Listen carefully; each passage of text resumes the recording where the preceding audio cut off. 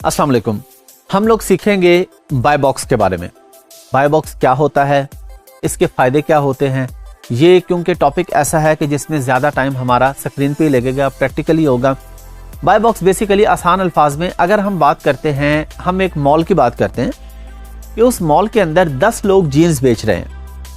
अब 10 लोग 10 शॉप्स पे जीन्स बेच रहे हैं, लेकिन मॉल वाला क्या करता है, वो कहता है जी आप सबके पास डेली के 2-2 घंटे हैं। इस 2 घंटे में अगर कोई बंदा बाय करने आएगा जीन्स, तो आपकी शॉप से बाय करेगा, आपकी शॉप खुली होगी। मॉल वाला कहता है कि मैं सबको बताऊंगा कि यहां से बाय करो। लेकिन अगर कोई कहता है नहीं जी मुझे पता है कि बाकी 9 भी बैठे हैं, मैं उनसे भी बाय कर सकता हूं, वो उनसे जाके बाय कर सकता है। लेकिन मॉल वाला एक बंदे को प्रमोट कर रहा है कि जी इससे बाय करें। ये अमेज़न पर होता है नॉर्मली। ये हमारा जो बाय बॉक्स का सीन है ये होलसेल और ड्रॉप शिपिंग में होता है, क्योंकि प्राइवेट लेवल में तो आप अकेले हैं, वो आपका ब्रांड है, तो बाय बॉक्स आपके पास ही है। अब ये नॉर्मली प्राइवेट लेवल में भी बाज़ दफ़ा हो जाता है, लेकिन वो रेयर केसेस में होता है। अब हमारे पास क्या है, होलसेल और ड्रॉप शिपिंग के अंदर बाय बॉक्स हमारे पास कैसे आएगा, इसके बेनिफिट्स क्या हैं, बाय बॉक्स कैसे आएगा, बाय बॉक्स लेने के तरीके, ये हम अगली वीडियो में डिस्कस करेंगे। अभी हम सिर्फ ये देखेंगे बाय बॉक्स होता क्या है, कहाँ पे होता है, कैसे होता है, इसका प्रोसेस क्या है। आइए देखते हैं।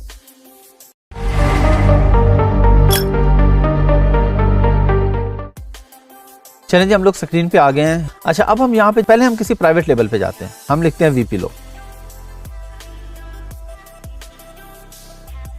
पिलो लिख के हम इस प्रोडक्ट पे आ गए। और बाय बॉक्स बेसिकली है क्या, ये जो बाय नाउ का बटन लिखा है ना, बाय नाउ का बटन का मतलब है कि ये बाय बॉक्स इस वक्त किसके पास है। ये हमें पता कैसे चलेगा, ये नीचे पता चलेगा सोल्ड बाय। सोल्ड बाय ये कंपनी का नाम आ रहा है, लेकिन डिस्पैचेस फ्रॉम अमेज़न आ रहा है, यानी ये प्रोडक्ट FBA है, फुलफिल्ड बाय अमेज़न है। अगर ये FBM होगी, फुलफिल्ड बाय मर्चेंट होगी, तो जो नाम नीचे लिखा आ रहा है यही ऊपर आएगा। Dispatches from and sold by same नाम आ रहा होगा।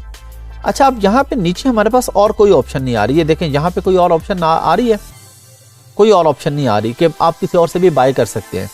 तो जो भी बंदा आके ये वाला वी पिलो बाय करेगा, वो ऑफ कोर्स इसी बंदे से बाय करेगा जिसका यहाँ पे नाम आ रहा है। बाय नाउ पे क्लिक करेगा तो इस बंदे से बाय करके चला जाएगा। ये बाय बॉक्स है। अब ये बाय बॉक्स डिवाइड कैसे होता है, ये क्योंकि प्राइवेट लेवल था, हम अब जाते हैं होलसेल की किसी लिस्टिंग पे। हम आगे जी सैमसंग S21 हमने लिखा, और अब हम किसी भी लिस्टिंग पे चले जाते हैं। चलें जी, हम लोग इस लिस्टिंग पे आ जाते हैं। ये एक S21 ही हमारे पास आ रहा है, और ये बाय नाउ। अब बाय नाउ पे लिखा है, लेकिन नीचे क्या लिखा आ रहा है, dispatches from and sold by, दोनों जगह पे सेम नाम आ रहा है। कनेक्टेड 247 लिखा आ रहा है, दोनों जगह पे सेम नाम आ रहा है हमारे पास। इसका मतलब ये है कि ये प्रोडक्ट FBA नहीं है, इस बंदे के अपने घर या वेयर हाउस में सामान पड़ा है, ये वहां से शिप करता है। अब कोई भी बंदा जब बाय नाउ पे क्लिक करेगा तो ऑर्डर किसके पास जाएगा, इसके पास, जिसका यहाँ पे dispatches from and sold by लिखा आ रहा है। लेकिन यहां हम नीचे आते हैं तो हमारे पास ऑप्शन आ जाती है न्यू एंड यूज्ड 8। वो कहते हैं जी 8 और लोग भी बेच रहे हैं सेम लिस्टिंग पे। अब ये हम होलसेल में जाके सीखेंगे कि होलसेल क्या होता है, किस तरीके से ये होता है, ये सब हम आगे सीखेंगे। अभी मैं आपको सिर्फ दिखा रहा हूं बाय बॉक्स अभी किसके पास है। जो बंदा बेच रहा है 609 पाउंड्स का। लेकिन हम जब इधर चले गए तो यहां पे ये एक 489 का, चलें ये तो यूज्ड है, यूज्ड है, यूज्ड है, यूज्ड है, यूज्ड है, यूज्ड है। ये एक और न्यू बेच रहा है 699 का, इसका नाम और है, इसका नाम आ रहा है हमारे पास एग्जीक्यूटिव, ये और नाम है। लेकिन अब सेम फोन है सैमसंग का, एक बंदा 609 का बेच रहा है, एक 699 का बेच रहा है। बाय बॉक्स इस वक्त 609 वाले के पास है, यानी अभी अगर कोई भी बायर आके S21 लिखेगा और बाय नाउ पे क्लिक करेगा तो ऑर्डर उसके पास जाएगा जिसका नाम सामने dispatches from and sold by पे लिखा आ रहा है। लेकिन कोई बायर ऐसा है जिसको नॉलेज है, जिसको पता है कि जी मेरे पास जरूरी नहीं कि मैं बाय नाउ पे क्लिक करके उसी से खरीदूं, वो नीचे आके ऑप्शन देखता है, वो कहता है जी मुझे अगर यूज्ड लाइक न्यू 599 का मिल जाता है, या मुझे यूज्ड लाइक न्यू 519 का मिल जाता है, तो मैं ये क्यों ना खरीद लूं। हो सकता है उसके बजट का इशू हो, वो आके देखे कि मुझे अगर यूज्ड में मिल रहा है, थोड़ा सा यूज्ड है, बॉक्स भी है, चार्जर, सब चीजें मिल रही है, वो यहाँ से भी आके ले सकता है।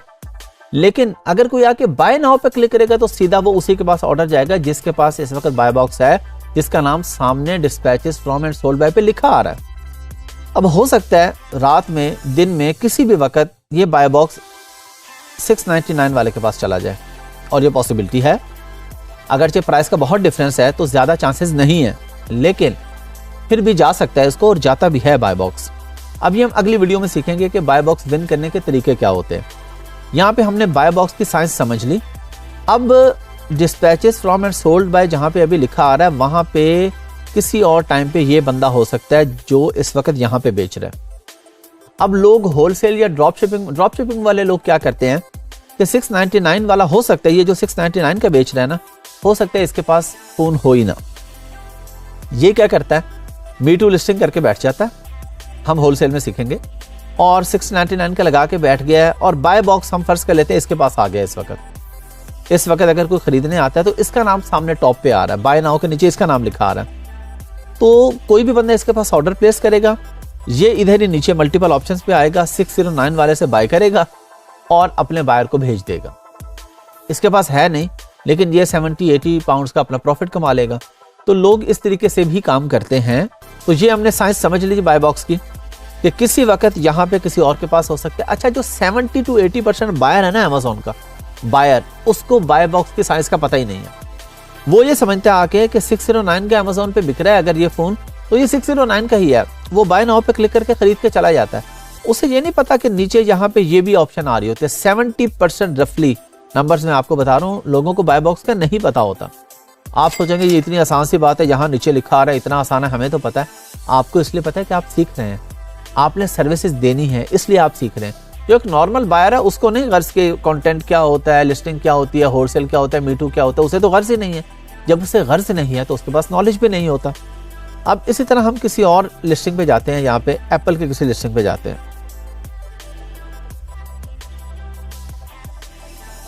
हम एप्पल की एक लिस्टिंग पे आ गए हैं और अब इस पे हम क्लिक करते हैं।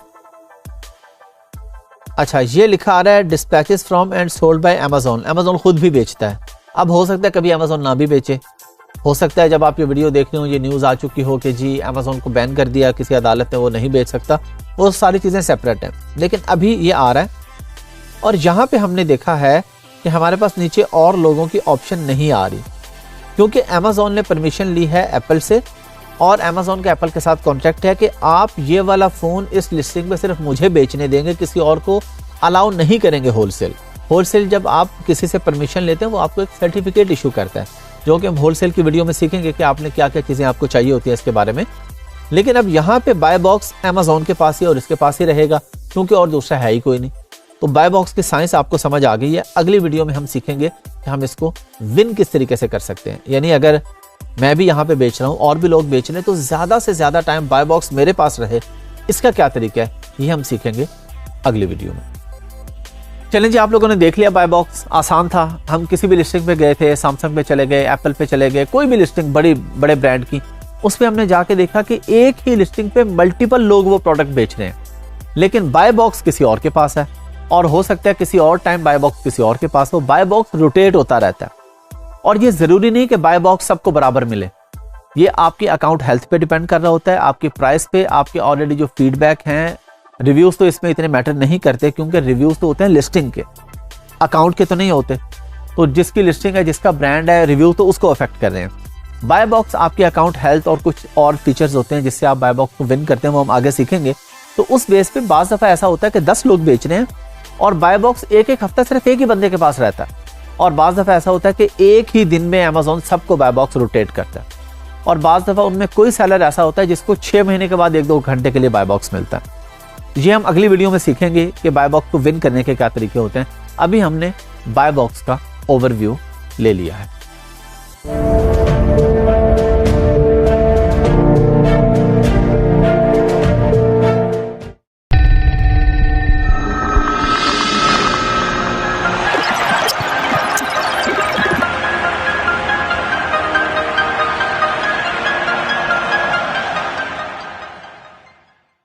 पिछली वीडियो में मैंने आपको करके दिखाया कि बाय बॉक्स क्या होता है।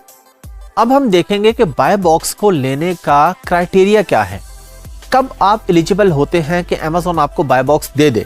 इसमें एक चीज़ है, अगर आप ये सारी चीज़ें फॉलो करें जो आपको अभी बताई जाएंगी, फिर भी गारंटी नहीं है कि अमेजोन आपको बाय बॉक्स देगा। ये अमेजोन ने क्लियरली मेंशन किया हुआ अपनी वेबसाइट पे कि ये एक वो मेयर्स हैं जिसके जरिए आप कोशिश कर सकते हैं बाय बॉक्स लेने की। बाकी अमेजोन का इंटरनल सिस्टम क्या है, आर्टिफिशियल इंटेलिजेंस क्या है, कैसे करती है, ये अमेजोन चीजें पब्लिक नहीं करता। सबसे पहले आपको एलिजिबल होने के लिए चाहिए प्रोफेशनल अकाउंट। अमेजोन का अकाउंट दो तरह का होता है, इंडिविजुअल और प्रोफेशनल। तो आपका अकाउंट प्रोफेशनल होना चाहिए।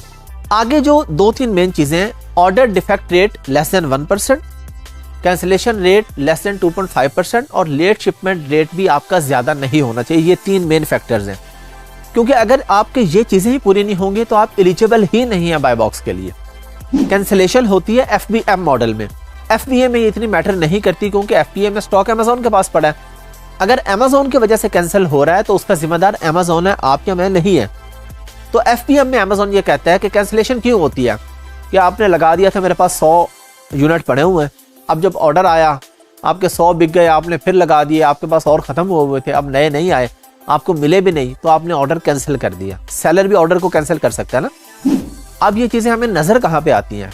आए हम प्रैक्टिकली, छोटा सा काम है, स्क्रीन पे जाके देख लेते हैं कि ये अकाउंट हेल्थ का एक टैब होता है आपके पास अमेजोन सेलर सेंट्रल में, जहां पे आपको ये सारी चीजें शो होती हैं कि आप इस वक्त कहां पे खड़े हैं, आपका डिफेक्शन रेट क्या है, आपका रिटर्न रेट क्या है, सब कुछ हमारे पास एक पेज पे आ रहा होता है। आइए देखते हैं। चले जी, हम लोग स्क्रीन पे आ गए हैं। अब हम देखते हैं सेलर सेंट्रल, तो अब हमारे लिए नॉर्मल हो चुके हैं, हम इसको कई बार देख चुके हैं। इसमें एक टैब आ रहा है परफॉर्मेंस और इसमें आ रही है अकाउंट हेल्थ। अकाउंट हेल्थ पे हमने क्लिक किया तो ऑर्डर डिफेक्ट रेट, जो अभी मैंने आपको बताया था, ये मेरे पास आ रहा है, टारगेट है अंडर 1%, नॉट अवेलेबल या नॉट एप्लीकेबल, इसलिए कि मैं FBM कर ही नहीं रहा। तो सेलर फुलफिल्ड में तो ये कुछ है ही नहीं।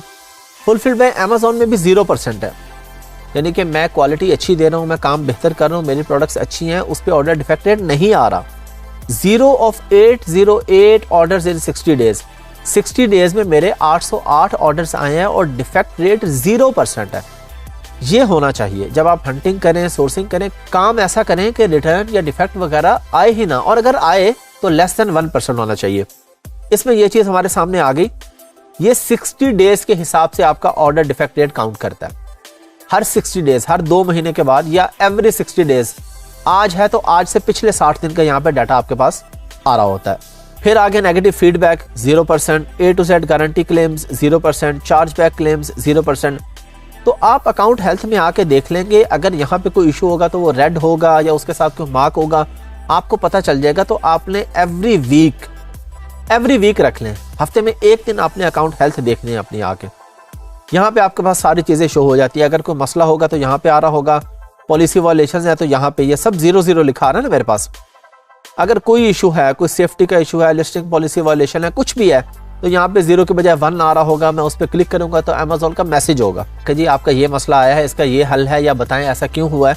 तो ये अकाउंट हेल्थ आपने यहाँ पे चेक करनी है। लेट डिस्पैच रेट आ रहा है अंडर 4%। क्या आपने कहा था मैं 2 दिन में आपकी आइटम शिप कर दूंगा, लेकिन आपने 2 दिन के बाद किया है, तो अमेजोन कहता है मैक्सिमम 4%। 100 में से 4 ऑर्डर आप मैक्सिमम लेट कर सकते हैं, इससे ज्यादा नहीं, वरना आपके अकाउंट की हेल्थ अफेक्ट होगी और आपको बाय बॉक्स नहीं मिलेगा।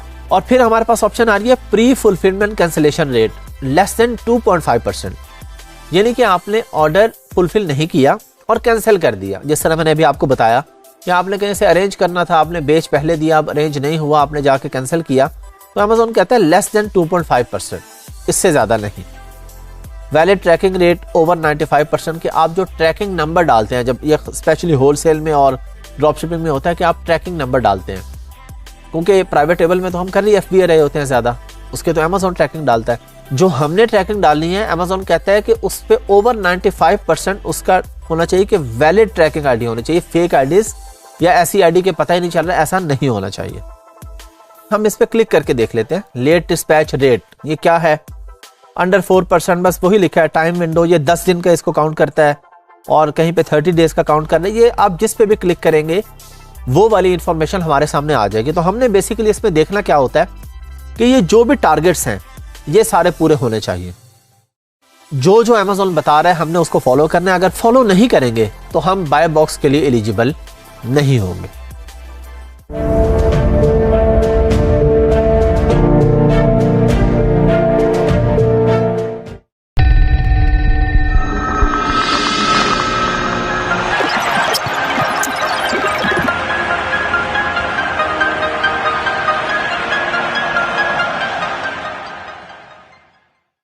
अस्सलाम वालेकुम। हम लोग क्योंकि अभी की कुछ वीडियोस में बाय बॉक्स के बारे में बात कर रहे हैं, बाय बॉक्स सीख रहे हैं, इस वीडियो में मैं आपको बताऊंगा कि बाय बॉक्स को विन कैसे किया जाता है। अगर आप ड्रॉप शिपिंग या होलसेल कर रहे हैं या होलसेल लिस्टिंग पे ड्रॉप शिपिंग कर रहे हैं तो बाय बॉक्स को आप कैसे विन करेंगे।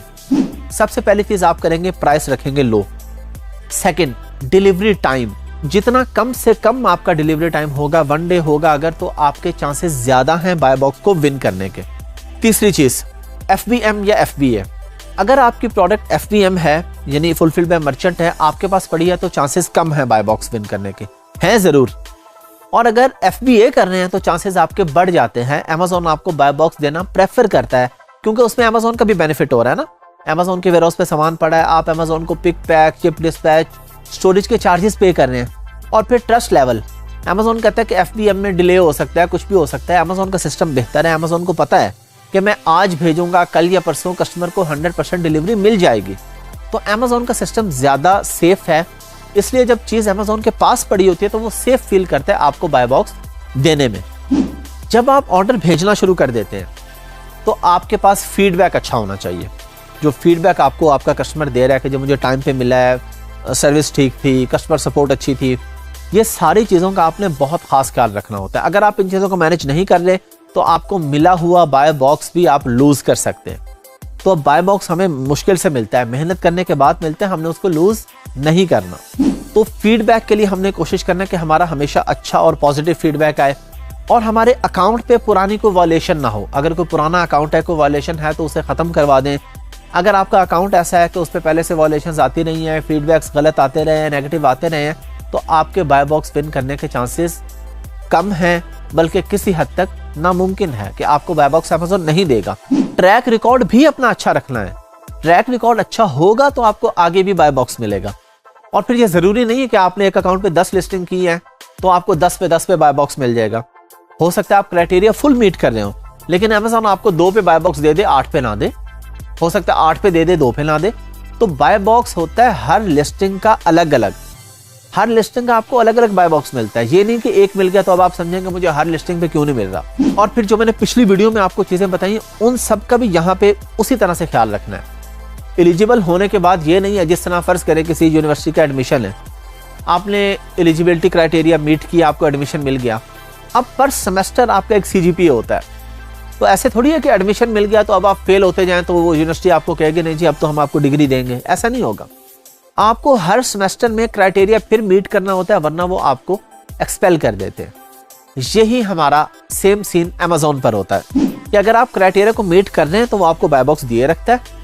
अगर आप जरा सा भी कोई मसला कर रहे हैं, क्राइटेरिया को मीट नहीं कर रहे, प्रॉब्लम आ रही है, ऑर्डर डिफेक्ट रेट में आ गई, रिटर्न में आ गई, रिव्यूज में आ गई, फीडबैक में आ गई, तो Amazon भी अपना बाय बॉक्स आपसे वापस ले लेता है।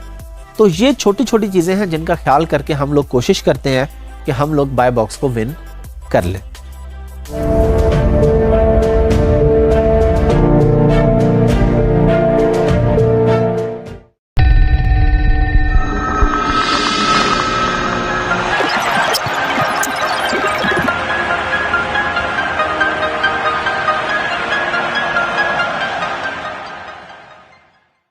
अस्सलाम वालेकुम। हम लोग सीखेंगे कि प्रॉफिटेबिलिटी कैलकुलेटर क्या होता है और हम उसके अंदर प्रॉफिट किस तरीके से कैलकुलेट करते हैं।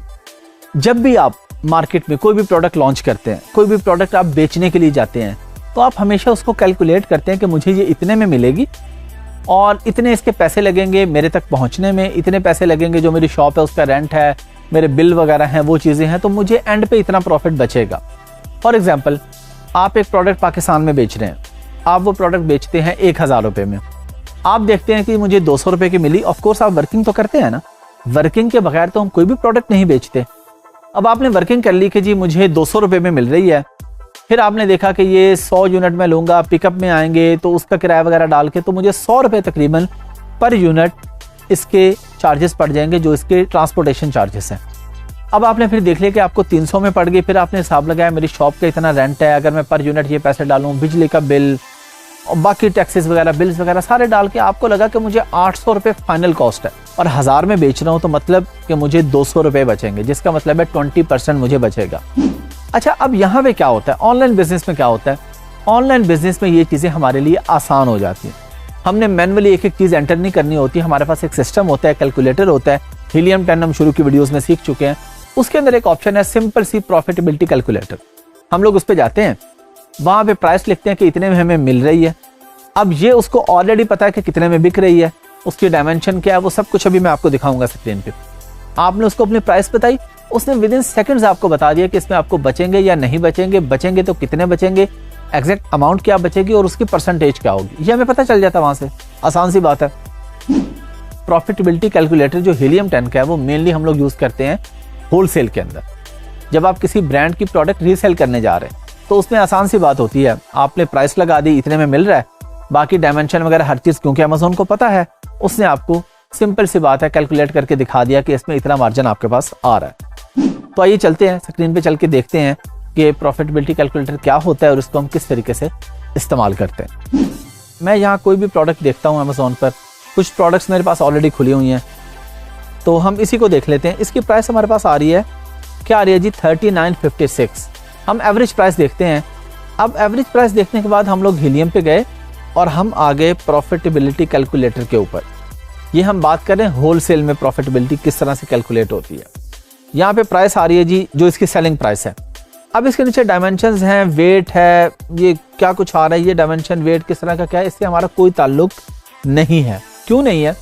क्योंकि ये होलसेल की प्रोडक्ट है, ये प्राइवेट लेबल की प्रोडक्ट नहीं है, ये आपके ब्रांड की प्रोडक्ट नहीं है।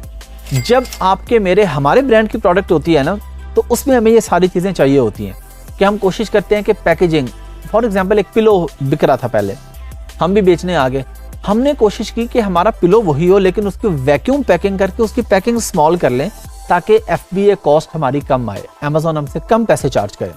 लेकिन होलसेल में क्योंकि आप ब्रांड से चीज़ ले रहे हैं, ब्रांड की पैकेजिंग को आप नहीं छेड़ सकते, आप उसे अपनी पैकिंग में कन्वर्ट नहीं कर सकते, उसकी एग्जैक्ट जो पैकिंग आ रही है वही पैकिंग आपने देनी है।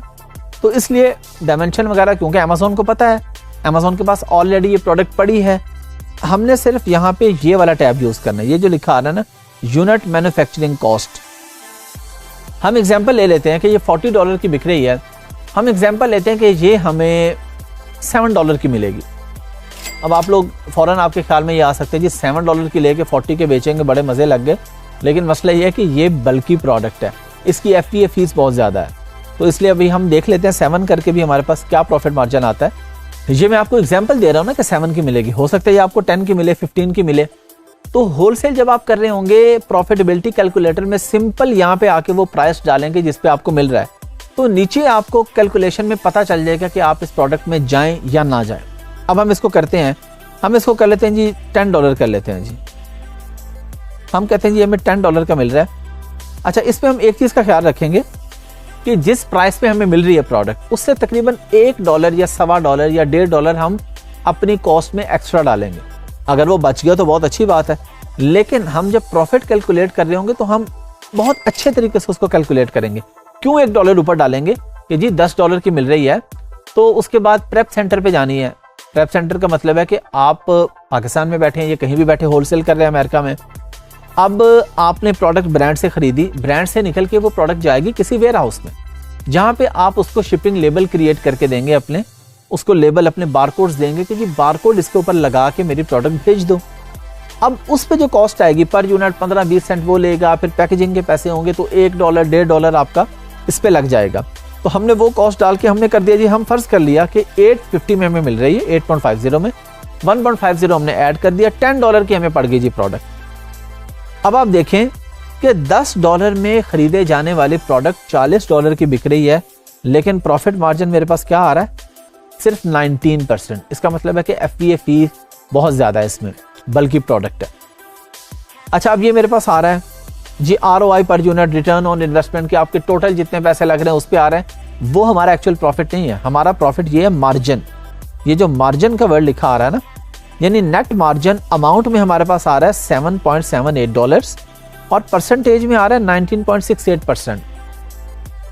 अब आप होलसेल करने जा रहे हैं, आपने देख लिया कि जी आपको 10 का मिल रहा है, 40 का बेच रहे हैं, ठीक है, $7-8 एक प्रोडक्ट पे बच रहे हैं, अच्छा मार्जिन है, आप इसको कर लेते हैं। अब आप फाइनलाइज कैसे करेंगे कि आपने ये प्रोडक्ट करनी है या नहीं करनी, ये आपको यही कैलकुलेटर पे पता चलेगा।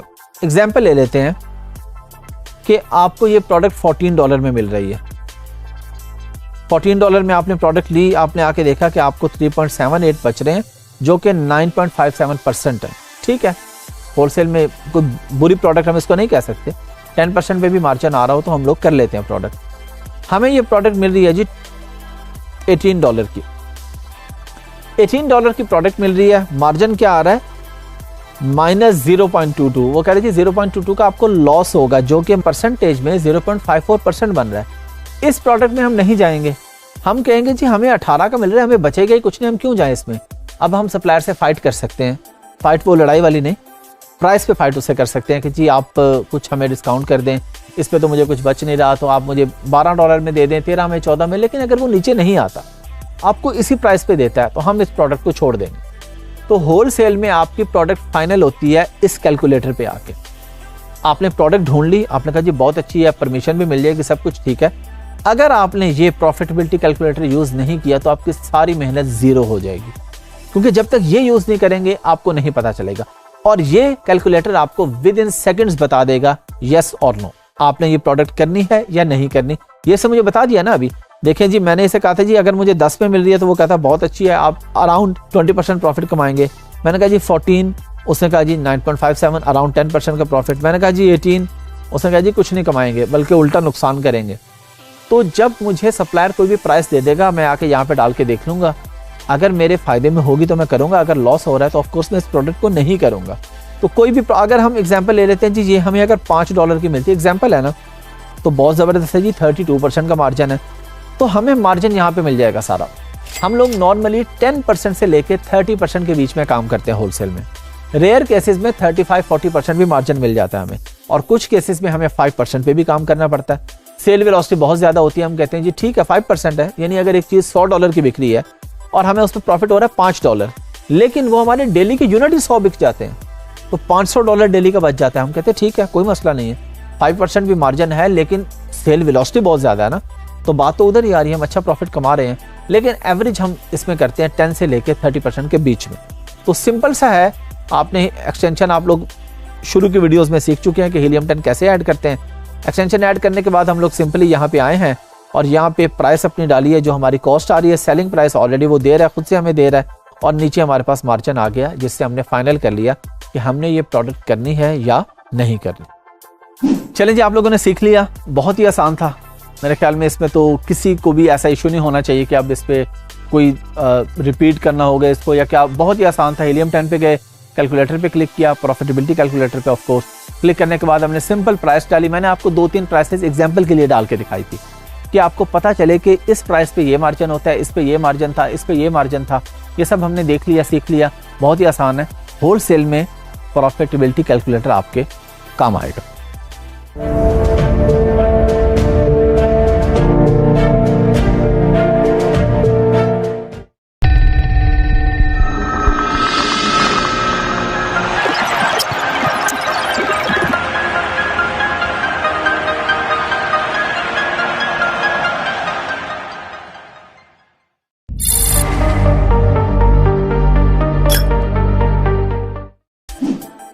अस्सलाम वालेकुम। हम लोग सीखेंगे कि अमेज़न के नए अकाउंट में और पुराने अकाउंट में क्या फ़र्क होता है। अब इसमें हम मल्टीपल चीज़ें डिस्कस करेंगे। हम लोग प्राइवेट लेबल को भी डिस्कस करेंगे, हम लोग होलसेल को भी डिस्कस करेंगे। अच्छा, पहले तो सिंपल सी बात है कि अमेज़न का अकाउंट आपके पास आ गया, एक नया अकाउंट है। नए अकाउंट में और पुराने अकाउंट में मेनली फ़र्क क्या होता है? जब आप प्राइवेट लेबल पर जाते हैं ना, तो इतना ख़ास फ़र्क नहीं होता, अनलेस कि आप कोई प्रोडक्ट बेच रहे थे और सेम नीश में जा रहे हैं तो फ़र्क पड़ता है बिल्कुल पुराने अकाउंट से। अब आपके पास नया अकाउंट है, बिल्कुल आपने प्राइवेट लेबल यानी अपना ब्रांड बेचना है, नए अकाउंट पे बेचें, एज सच आपको कोई प्रॉब्लम नहीं है, कोई फ़र्क नहीं पड़ रहा आप। हाँ, अगर आप होलसेल करने लगे, अब यहाँ पे आपको फ़र्क पड़ेगा। फ़र्क क्या पड़ेगा कि आप जाते हैं सप्लायर के पास, यानी कि ब्रांड के पास, ब्रांड से अप्रूवल लेने के लिए कि जी मैं आपकी प्रोडक्ट बेचना चाह रहा हूँ अमेज़न पे, ये देखें मेरा अकाउंट है, आप मुझे अलाउ करें। ब्रांड कहेगा सॉरी, आप अभी बिल्कुल नए सेलर हैं, हम क्यों दें आपको।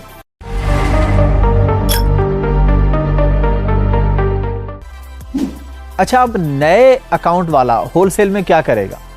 वो ये करेगा कि वो जाएगा डिस्ट्रीब्यूटर के पास। ऐसा नहीं है कि नए अकाउंट वाला काम नहीं कर सकता। अब वो जाएगा डिस्ट्रीब्यूटर के पास, यानी ब्रांड से आगे डिस्ट्रीब्यूटर होते हैं, वो फिर आगे प्रोडक्ट बेच रहे होते हैं। जिस तरह हम पाकिस्तान में एग्जांपल है, कोई भी बड़ा ब्रांड है, उसने आगे एजेंसीज बनाई हुई हैं कि जी लाहौर की एजेंसी फलां बंदे के पास है, फैसलाबाद में एजेंसी फलां बंदे के पास है। अब लाहौर के जो लोकल स्टोर्स वाले हैं वो उस एजेंसी वाले से सामान ले लें। अब फर्क क्या है यहाँ पे डिस्ट्रीब्यूटर में और ब्रांड में? फर्क क्या है? फर्क ये है कि डिस्ट्रीब्यूटर अपना मार्जिन रख के आपको प्रोडक्ट दे रहा है। जब आपका अकाउंट पुराना हो जाता है, 3-4 महीने 5 महीने पुराना हो जाता है, अकाउंट हेल्थ अच्छी हो जाती है, आपके पास फीडबैक्स अच्छे आ जाते हैं, आपके अकाउंट की एक वर्थ बन जाती है, फिर आप चले जाते हैं डायरेक्ट ब्रांड के पास और उसे कहते हैं जी ये देखें, ये मेरा अकाउंट है, ये मेरी हेल्थ है, ये मेरी वर्थ है, ये मेरी कंपनी है, ये मेरे बैंक अकाउंट्स हैं, मैं एक अच्छा बिजनेसमैन हूँ, मुझे आप डायरेक्टली प्रोडक्ट दें। फिर हो सकता है वो आपको प्रोडक्ट अप्रूव कर दे। अब आपको वो पैसे बच गए जो डिस्ट्रीब्यूटर अपने चार्ज कर रहा था, तो आपका प्रॉफिट मार्जिन इंक्रीज हो जाता है। और ये बिल्कुल ऐसे होता है। अब इसमें आप लोगों ने ये नहीं सोचना, अपने यहाँ पे किसी ने साइंस नहीं लड़ाने लग जाने कि जी मैं तो पहले दिन से ट्राई करूंगा ब्रांड से अप्रूवल मिल जाए। हो सकता है 1 लाख में से एक ब्रांड आपको दे दे, यानी 0.0000 जितने जीरो लगाने हैं उसके बाद आगे 1, बस इतने ही चांसेस है आपके नए अकाउंट पे किसी बड़े ब्रांड की डायरेक्ट अप्रूवल के नहीं मिलने वाली। तो जब एक काम नहीं होने वाला, हम उस पर अपना टाइम वेस्ट नहीं करेंगे। ये तो हम बात कर रहे हैं होलसेल की, कि अगर आप किसी ब्रांड की प्रोडक्ट बेच रहे हैं। प्राइवेट लेबल में क्या फर्क होता है नए और पुराने अकाउंट में? उसमें सिंपल सा फर्क ये होता है कि अभी हम बात करते हैं नए अकाउंट की। आपने नया अकाउंट लिया, उस पर आपने पिलो बेचना शुरू कर दिया। 6 महीने के बाद आपकी प्रोडक्ट रैंक हो गई, आप अच्छा प्रॉफिट कमा रहे हैं, आप सोचते हैं कि मैं एक नई प्रोडक्ट इस अकाउंट पे ऐड करूं।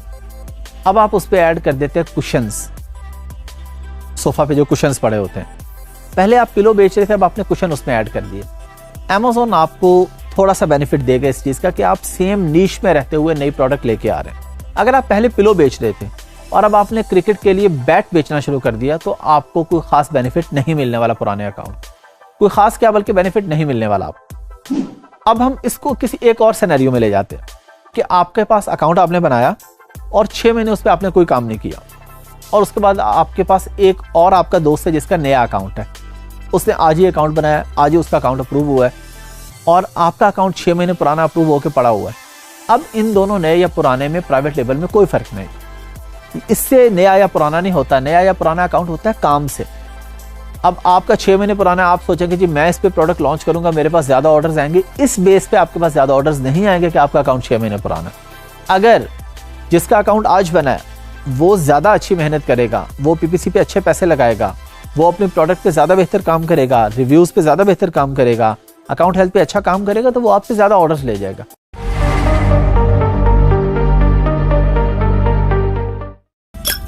अब हम आ जाते हैं ड्रॉप शिपिंग पे कि जी ड्रॉप शिपिंग पे नए और पुराने अकाउंट का क्या फर्क होता है। सबसे ज्यादा फर्क ड्रॉप शिपिंग पे होता है नए और पुराने अकाउंट पे। जितना पुराना अकाउंट होगा, हेल्थ अच्छी बनी होगी, हो सकता है Amazon आपसे इनवॉइस ना मांगे, ट्रस्ट करेगा ना आप पे कि जी 2 साल 3 साल 4 साल पुराना अकाउंट है या 1 साल पुराना अकाउंट है।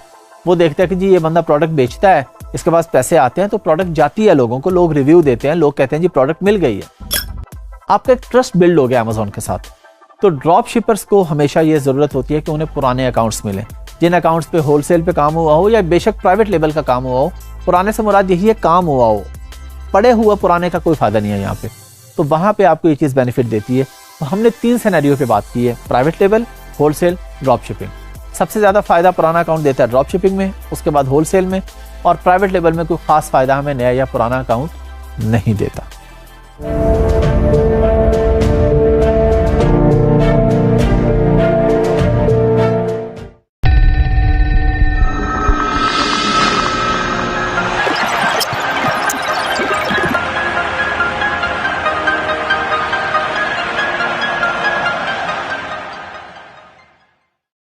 अस्सलाम वालेकुम।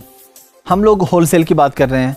तो होलसेल के अंदर एक बड़ा इंपॉर्टेंट फैक्टर होता है कि अकाउंट आपका किस तरीके से ओपन होगा ब्रांड या डिस्ट्रीब्यूटर के साथ। वो आपको क्यों अलाउ करेगा, कैसे अलाउ करेगा। पहले हम बात कर लेते हैं उन चीज़ों पे जो इसके लिए ज़रूरी हैं, फिर हम बात करेंगे कि वो काम किसका है, आपका काम है या अकाउंटेंट का काम है।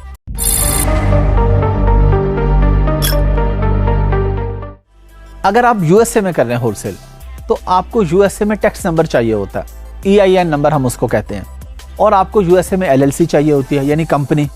आप कंपनी फॉर्म करते हैं वहाँ पे, कंपनी आ गई, आपके पास EIN नंबर भी आ गया। अब आपको रीसेलर सर्टिफिकेट चाहिए स्टेट से। अमेरिका में डिफरेंट स्टेट्स हैं, डेलवेयर है, कैलिफोर्निया है, कोई भी स्टेट है। तो अब आप उस स्टेट से अप्रूवल लेते हैं कि जी आप मुझे इजाजत दे दें कि मैं कोई प्रोडक्ट किसी और से खरीद के आगे बेच दूं। अगर हम यूके की बात करें तो यूके में आपके पास वैट रजिस्टर्ड होना चाहिए, आपके पास लिमिटेड कंपनी होनी चाहिए, वही जिसको हम यूएसए में एलएलसी कहते हैं, यूके में उसको लिमिटेड कहते हैं। कंपनी और टैक्स नंबर, वैट नंबर, ये जब तक चीजें आपके पास नहीं होंगी आपको ब्रांड या डिस्ट्रीब्यूटर इवन आपकी ईमेल का रिप्लाई भी नहीं करेगा।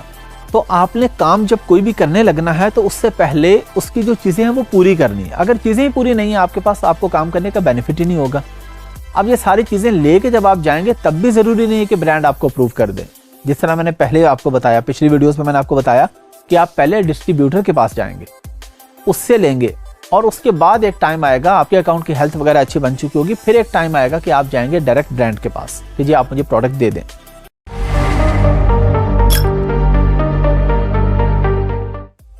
अच्छा, जब आप प्राइवेट लेबल की बात करते हैं तो आपको ये कंपनी नहीं चाहिए। यूएसए में अगर हम बात करें, आप इंडिविजुअल अकाउंट खोल के अमेज़न पे बगैर किसी रीसेलर सर्टिफिकेट के, बगैर कोई कंपनी खोले, आप डायरेक्ट प्रोडक्ट बेच सकते हैं।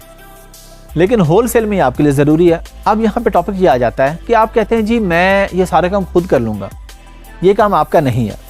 एलएलसी खोलना, EIN नंबर लेना, ये आपका काम नहीं है। एज ए अमेज़न VA ये आपका काम नहीं है, ये अकाउंटेंट का काम है। तो हमने जो काम हमारे करने का है वो करना है, जो अकाउंटेंट का वो हमने उसको करने देना है।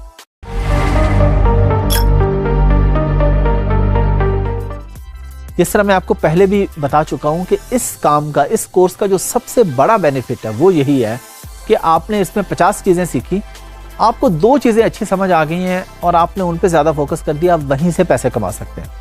जिस तरह जो मैंने आपको बताया, EIN नंबर लेना और LLC खोलना। बहुत से लोग ऐसे हैं पाकिस्तान में, मैं उन्हें जानता हूं, वो सिर्फ कंपनी फॉर्मेशन की सर्विसेज दे रहे हैं, यानी प्रोडक्ट हंटिंग, सोर्सिंग कुछ नहीं करते। वो कहते हैं जी आपने बिजनेस करना है अमेज़न पर, उसके लिए आपको अकाउंट चाहिए। होलसेल करना है तो आपको वहां पे कंपनी भी चाहिए, EIN नंबर भी चाहिए, सर्टिफिकेट्स भी चाहिए स्टेट के। वो कहते हैं जी वो सारा हम आपको लेके दे देंगे। पैकेज बना लेते हैं जी, हम आपसे इतने $, चार्ज करेंगे और हम आपको आपका अकाउंट रेडी करके दे देंगे। तो आपने टेक्निकल स्किल को कभी पीछे नहीं छोड़ना, उस पर पूरा फोकस रखना है, साथ साथ किसी एक चीज पे। जिस तरह अमेज़न ID क्रिएशन है, एक तो हम होलसेल की बात कर रहे हैं ना, होलसेल में तो चले हमारे पास ये होता है ना जी, ब्रांड अप्रूवल है, हमारे पास LLC खोलने के अलावा EIN नंबर और सारी चीजें। सिंपल अमेज़न ID क्रिएट करने के भी लोग पैसे चार्ज करते हैं और वो कहते हैं हम आपको ID क्रिएट करके दे देंगे। वो लोग सिर्फ इस एक सर्विसेज दे के पैसे कमा लेते हैं। तो ये आपके ऊपर डिपेंड करते हैं, आपने कंप्लीट कोर्स करना है, उसके बाद आपने सारी गिग्स बनानी है फाइवर पे। मैं आपको कोर्स के एंड पे जाके फाइवर की गिग्स बनाना भी सिखाऊंगा। बहुत से आप में से बच्चे ऐसे होंगे जो हंटिंग में अच्छे निकल आएंगे, वो कहेंगे जी प्रोडक्ट हंटिंग में मजा आ रहा है, हम इसी एक काम से पैसे कमा लेते हैं। कुछ हैं जो सिर्फ सोर्सिंग से अच्छे कमा लेंगे, कुछ हैं जो ID क्रिएशन से कमा लेंगे, कुछ है जो LLC फॉर्मेशन से कमा लेंगे, कुछ है जो A to Z सर्विसेज देंगे, कुछ है जो PPC की सर्विसेज से पैसे कमा लेंगे। तो ये सारा आपके ऊपर डिपेंड कर रहा होगा, ये आपका दिल आपको खुद बताएगा। कोर्स कंप्लीशन के बाद आपको खुद पता चल जाएगा कि आप किस एरिया में ज्यादा अच्छे हैं। जिस एरिया में आप ज्यादा अच्छे होंगे उस एरिया पे आप ज्यादा फोकस करेंगे, लेकिन बाकी भी सारा काम करेंगे। हमने छोड़ना कोई काम भी नहीं है इस पूरे कोर्स के अंदर, क्योंकि हर फील्ड, हर कैटेगरी कहीं ना कहीं हमें पे करती है।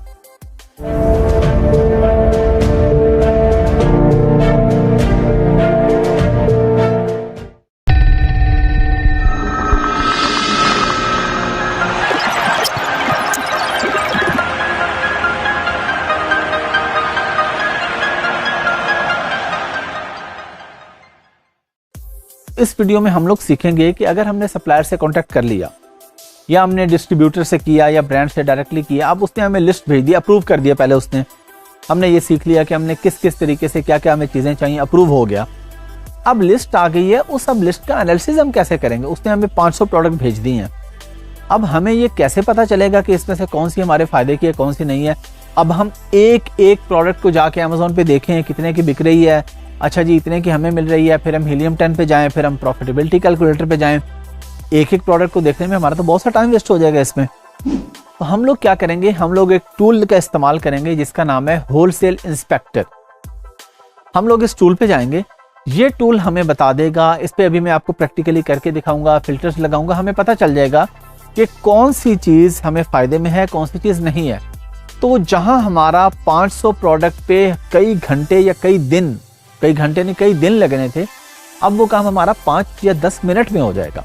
टूल्स हम क्यों इस्तेमाल करते हैं? हीलियम 10 हमने देखा था, जंगल स्काउट हमने देखा था। ये टूल्स हम सारे इसलिए इस्तेमाल करते हैं कि ये हमारा कई दिनों और कई हफ्तों का काम घंटों में और मिनटों में कर देते हैं।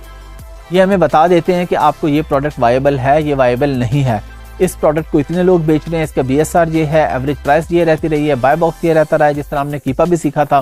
तो ये सारी चीज़ें हमें एक ही वन विंडो में मिल जाती हैं, वन विंडो सोल्यूशन मिल जाता है हमें। बजाय इसके कि हम एक एक प्रोडक्ट पे जाएं, हम एक ही जगह पे बैठ के एक ही स्क्रीन पे विद इन मिनट सारी चीज़ों को देख लेते हैं। तो अब हम स्क्रीन पे चलते हैं और जाके होलसेल इंस्पेक्टर को देखते हैं कि ये किस तरीके का होता है और इसको कैसे यूज़ किया जाता है। आइए चलते हैं। हमारे पास टूल है होलसेल इंस्पेक्टर।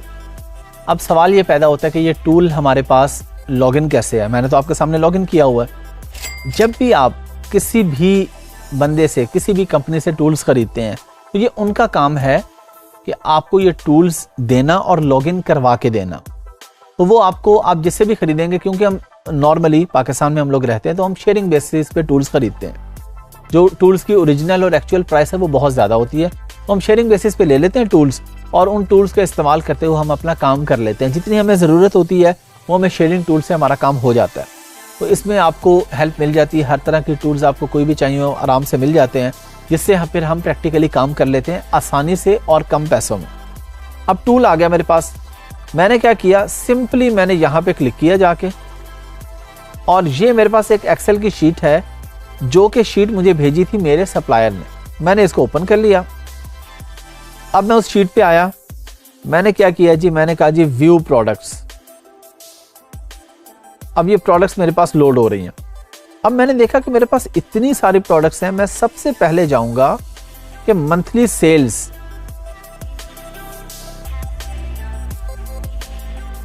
ये मेरे पास एक टैब आ रहा है एस्टिमेटेड यूनिट्स पर मंथ। मैं ये कहता हूं कि कोई भी प्रोडक्ट है, ये देखे लिखा आ रहा है 00, 30, 360, 000। अब जिसकी मंथली सेल्स ही नहीं है, मैं क्यों लूंगा वो प्रोडक्ट, या आप क्यों लेंगे वो प्रोडक्ट? हम क्यों अपने पैसे ज़ाया करेंगे?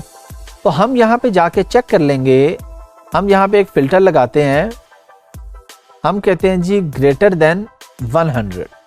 हम कहते हैं जी हमें ऐसी प्रोडक्ट दिखाए जिसमें महीने की सेल 100 से ज़्यादा होती हो, ताकि अब ये देखें, अब इससे मुझे वो प्रोडक्ट दिखाई है। देखें 00 वाली इसने गायब कर दी है, इसने दिखा दिया 360, 3660, 210, 330, 120।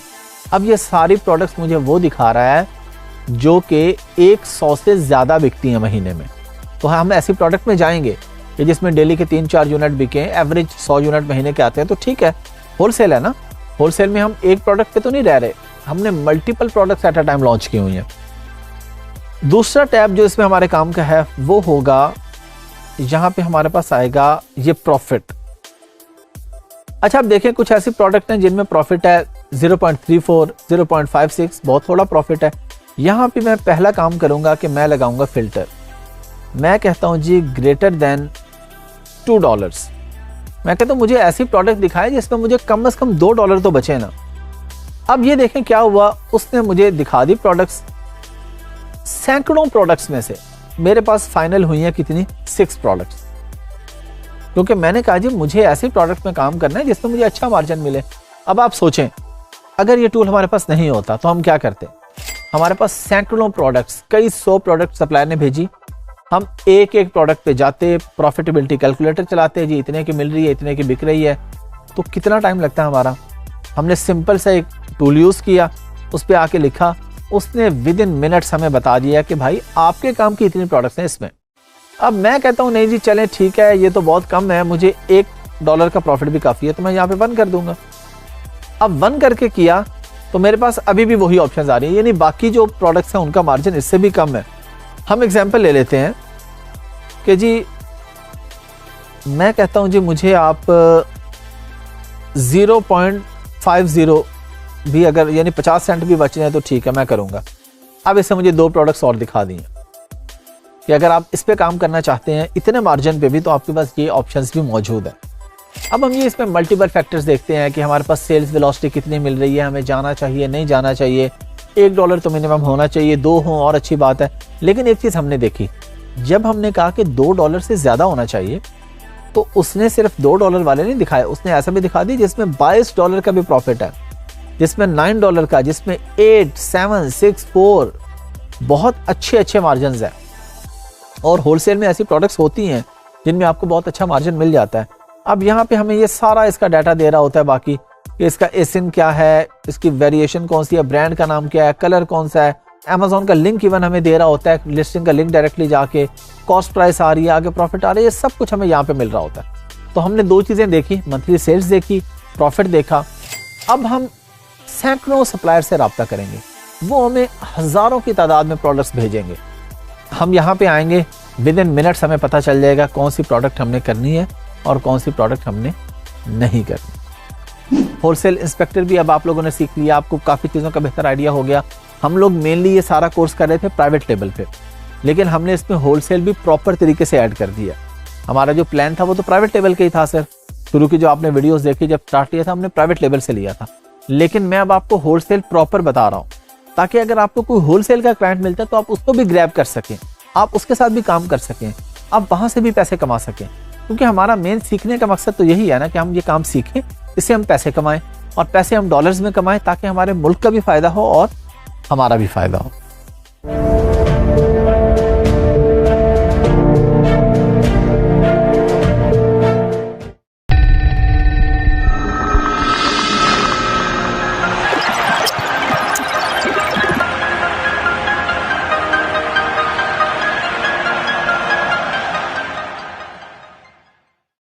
अस्सलाम वालेकुम। हम लोग इस वीडियो में स्पेसिफिकली सीखेंगे product hunting criteria FBA wholesale का। प्राइवेट लेवल हम ऑलरेडी सीख चुके हैं, प्रोडक्ट हंटिंग हम कंप्लीट कर चुके हैं। होलसेल में और प्राइवेट लेवल में क्या डिफरेंस होगा प्रोडक्ट हंटिंग में?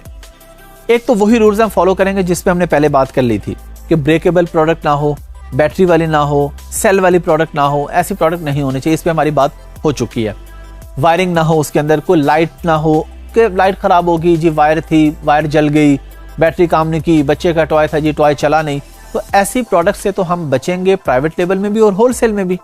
उसकी रीजन क्या है? रीजन ये है कि ऐसी प्रोडक्ट अगर खराब हो जाएगी, टूट जाएगी, कोई प्रॉब्लम होगी तो रिटर्न आएगी, रिफंड देना पड़ेगा, रिप्लेस करना पड़ेगा, बिजनेस का अलहदा लॉस है, अकाउंट हेल्थ का अलहदा लॉस है। तो हम हमेशा इस चीज से बचने की कोशिश करेंगे। एक और चीज यहाँ पे अलग से आ जाएगी होलसेल के अंदर, वो क्या है? वो है कि अगर कोई प्रोडक्ट ऐसी है कि जिसकी कोई एक्सपायरी डेट है, तो आपको माइंड में रखना चाहिए कि 105 दिन से ज्यादा की उसकी एक्सपायरी होनी चाहिए, तब अमेज़न उसको एक्सेप्ट करेगा, अदरवाइज अमेज़न उसको एक्सेप्ट ही नहीं करेगा। और 2 कैटेगरीज ऐसी हैं जिसमें हम होलसेल में जाते ही नहीं है, जा सकते ही नहीं है। एक है ऑटोमेटिव और एक है पेस्टिसाइड्स, यानी ये स्प्रे वगैरह जो होते हैं, या ऑटोमेटिव में हम जाएं तो गाड़ियों का ऑयल वगैरह ऐसी चीजें होगी। उसके लिए अमेज़न के बहुत सारे अप्रूवल्स हैं, उसके अपने ब्रांड्स हैं, बहुत सारे उसके अपने कोर्सेज हैं, सेफ्टी मेजर्स हैं। तो कोई भी ऐसी प्रोडक्ट जिसमें हेल्थ एंड सेफ्टी के इश्यूज आ जाते हैं, हम ऐसी प्रोडक्ट में नहीं जाएंगे। हाँ, अगर कोई ऐसी प्रोडक्ट है, क्योंकि होलसेल है ना, ऑटोमेटिव और पेस्टिसाइड्स को तो बिल्कुल साइड पे कर दें। बाकी कोई ऐसी प्रोडक्ट है जिसमें ब्रांड ही जब गारंटी ले रहा है, ब्रांड ही आपको अप्रूवल दे रहा है, तो उसमें हमें कोई इशू नहीं है। कोई हेल्थ एंड ब्यूटी की ऐसी प्रोडक्ट है जिसमें ब्रांड आपको सर्टिफिकेट दे रहा है, ब्रांड बता रहा है कि जी ये अप्रूव्ड है, ये जो भी रेलेवेंट लैब्स है वहां से अप्रूव है, तो हम उसको कर लेंगे, सिंपल, उसमें हमें कोई मसले की बात नहीं है। अब हम जाते हैं नॉर्मली स्टैंडर्ड प्रोडक्ट्स में, जिस तरह बेडिंग की प्रोडक्ट हो गई, जिस तरह कोई क्रिकेट, फुटबॉल, ऐसी चीजों की प्रोडक्ट, स्पोर्ट्स की प्रोडक्ट हो गई, गार्डनिंग की हो गई, आउटडोर की हो गई। हमारे पास हजारों नहीं लाखों प्रोडक्ट्स ऐसी हैं जो ब्रेकेबल नहीं होती, जो यानी नॉर्मल सिनेरियो में ब्रेकेबल नहीं होती वो। अब फुटबॉल है, उसने क्या टूटना है? अब क्रिकेट का बैट है, वो नॉर्मल सिनेरियो में ब्रेकेबल नहीं है कि वो पैकेजिंग में जाते हुए टूट जाएगा। हाँ, ग्लास हैं, कप हैं, वो पैकेजिंग में टूट सकते हैं। अब बैटरी की प्रोडक्ट है, वो हो सकता है जब उसने चेक की हो, फैक्ट्री में चेक की है, बिल्कुल ठीक थी, जाके खराब हो गई, या जाके बच्चे ने ऑन किया है, कोई टॉय है, बच्चे ने खेला, वो फौरन खराब हो गया, तो पेरेंट्स कहते हैं जी ये हमें प्रोडक्ट ही खराब मिली है। अब वो रिटर्न हैंडल करना, उसको रिप्लेसमेंट भेजना, लॉस अलहदा, टाइम अलहदा वेस्ट हो रहा है, अकाउंट हेल्थ अलहदा खराब हो रही है। तो हमने इन सारी चीज़ों से बचने के लिए इस क्राइटेरिया को फॉलो करना है, जो कि मैंने आपको बता दिया।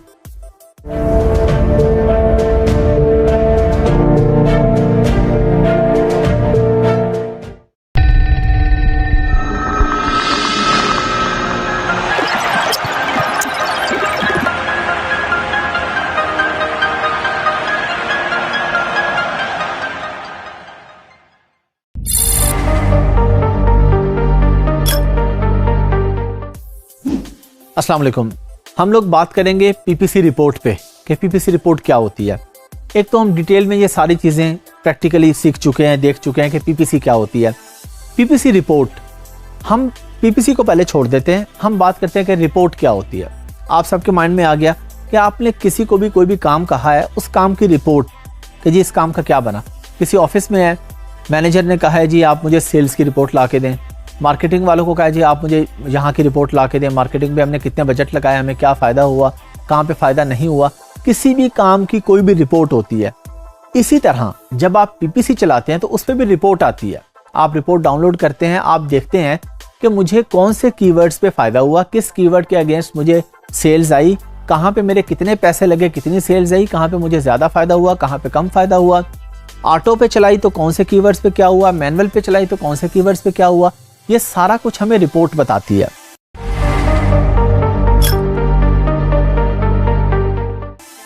अच्छा, रिपोर्ट हमें क्यों चाहिए? हम कहते हैं जी हमने पीपीसी चला लिया, अब हमने रिपोर्ट को क्या करना है। रिपोर्ट हमारे लिए फ़ायदेमंद होती है जब हमने मैनुअल पीपीसी चलानी होती है। तो पहले हम ऑटो चलाते हैं, फिर हम ऑटो की रिपोर्ट डाउनलोड करते हैं। ऑटो की रिपोर्ट डाउनलोड करके हम देखते हैं कि कौन से कीवर्ड्स पे फ़ायदा हो रहा है। अच्छा, हमें पता चल गया। हम एग्जांपल लेते हैं पिलो की। वी पिलो एक प्रोडक्ट है, हम उसकी एग्जांपल ले लेते हैं। वी पिलो आया हमारे पास। अब वी पिलो के डिफरेंट कीवर्ड्स हैं। उसका कीवर्ड है वी पिलो, उसका कीवर्ड ये भी है V pillow with pillow case, या V pillow with pillow cover, या वी पिलो कवर ओनली। ये 3-4 इसके आगे। अब ऑटो ने हमें बताया कि we pillow cover only pay हमने $10 स्पेंड किए इस पीपीसी पे और हमें $50 की सेल आई। हमने कहा ये तो अच्छी बात है, 10 लगाए और 50 की सेल आ गई। एक दूसरा कीवर्ड उठाया वी पिलो, एग्जांपल ले लें। वी पिलो पे हमने कहा जी $50 लगे हैं लेकिन सेल 10 की आई है।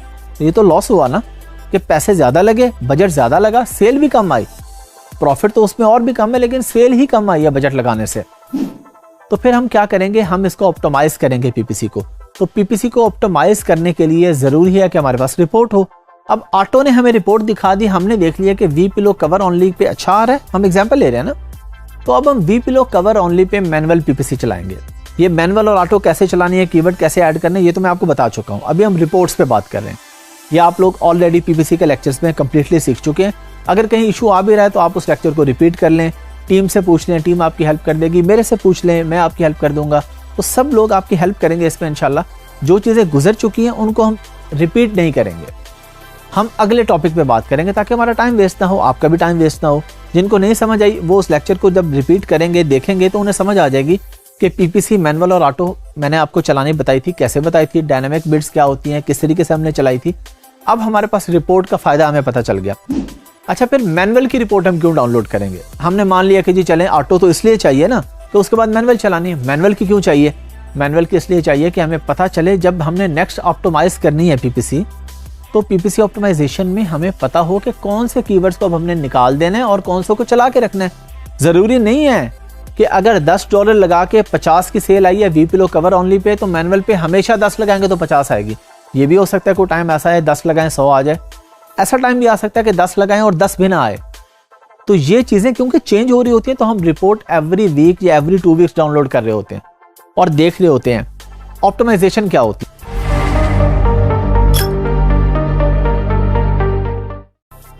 ऑप्टिमाइजेशन ये होती है कि हम किसी भी चीज़ को एडिट कर रहे हैं, उसमें कोई चेंजिंग, कोई तब्दीली कर रहे हैं। और क्यों करते हैं? इसलिए करते हैं कि ज़रूरी है। ज़रूरी तो नहीं कि जिस कीवर्ड पे हमने देखा कि we pillow cover only pay $10 लगाए थे, 50 की सेल आई थी, तो हमेशा ऐसा होता रहेगा। हो सकता है अगली दफ़ा 10 लगाएं तो 10 की सेल भी ना आए। तो हमने every week 2 week report download करनी है, देखना है, उसके मुताबिक हमने अपनी नेक्स्ट स्ट्रेटेजी बनानी है, नेक्स्ट पीपीसी ऑप्टिमाइज करनी है कि अब हम किस कीवर्ड पे कितना बजट लगाएंगे। एक कीवर्ड था एक दौर में बहुत अच्छा चला, थोड़े से पैसे लगाए पीपीसी पे, बहुत अच्छी सेल आई, फिर वो कीवर्ड ही खत्म हो गया, उसका सर्च वॉल्यूम ही खत्म हो गया, कंपटीशन ही इतना हो गया, लोगों ने पीपीसी पे पैसा इतना लगा दिया कि आप 10 लगाएं तो 50 नहीं आते, आप 10 लगाएं तो 20 आते हैं। फिर अब उसके हिसाब से फिर हमने ऑप्टिमाइज करना होता है ना, कि हमें जिस कीवर्ड के अगेंस्ट अच्छी सेल आ रही है उस पर और पैसे लगाते हैं, जिस पे नहीं आ रही उस पर अपनी बिडिंग हम लोग कम कर देते हैं। तो ये सारी चीज़ें हमें पता कैसे चलती हैं? पीपीसी रिपोर्ट से।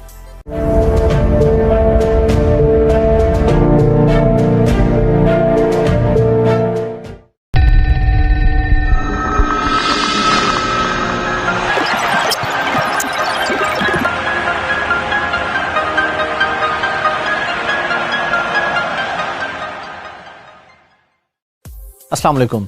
हम लोग पीपीसी तो सीख चुके हैं पिछली वीडियोस में कि पीपीसी, पे पर क्लिक, स्पॉन्सर ऐड क्या होते हैं, कैसे काम करते हैं, ये सारा हमने ओवरऑल तो सीख लिया। अब हम आएंगे कि पीपीसी ऑप्टिमाइज कैसे करते हैं। मैंने आपको सिखाई थी पीपीसी ऑन कैसे करते हैं, पीपीसी शुरू कैसे करते हैं, पीपीसी को स्टार्ट कैसे करते हैं।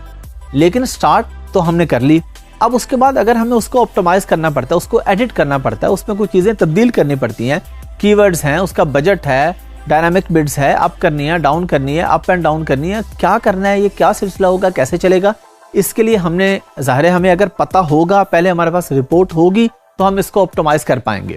ऑप्टिमाइज करने के लिए पहले हमारे पास रिपोर्ट होनी चाहिए।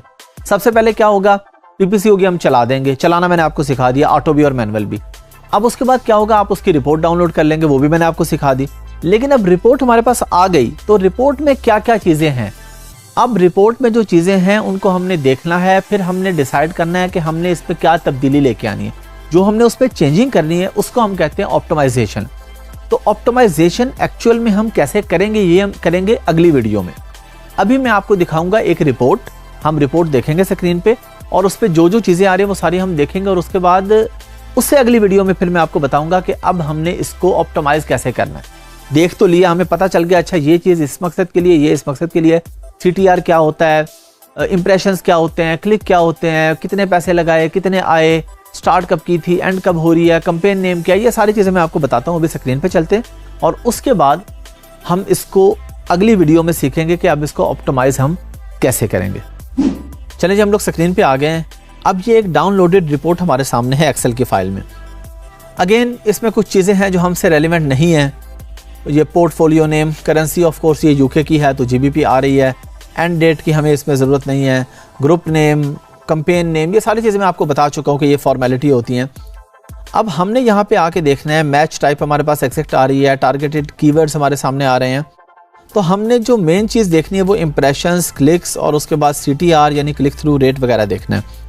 तो हम इस पर चले जाते हैं, थोड़ा सा इसको इस तरफ हम करके देखते हैं कि यहाँ पे हमारे पास,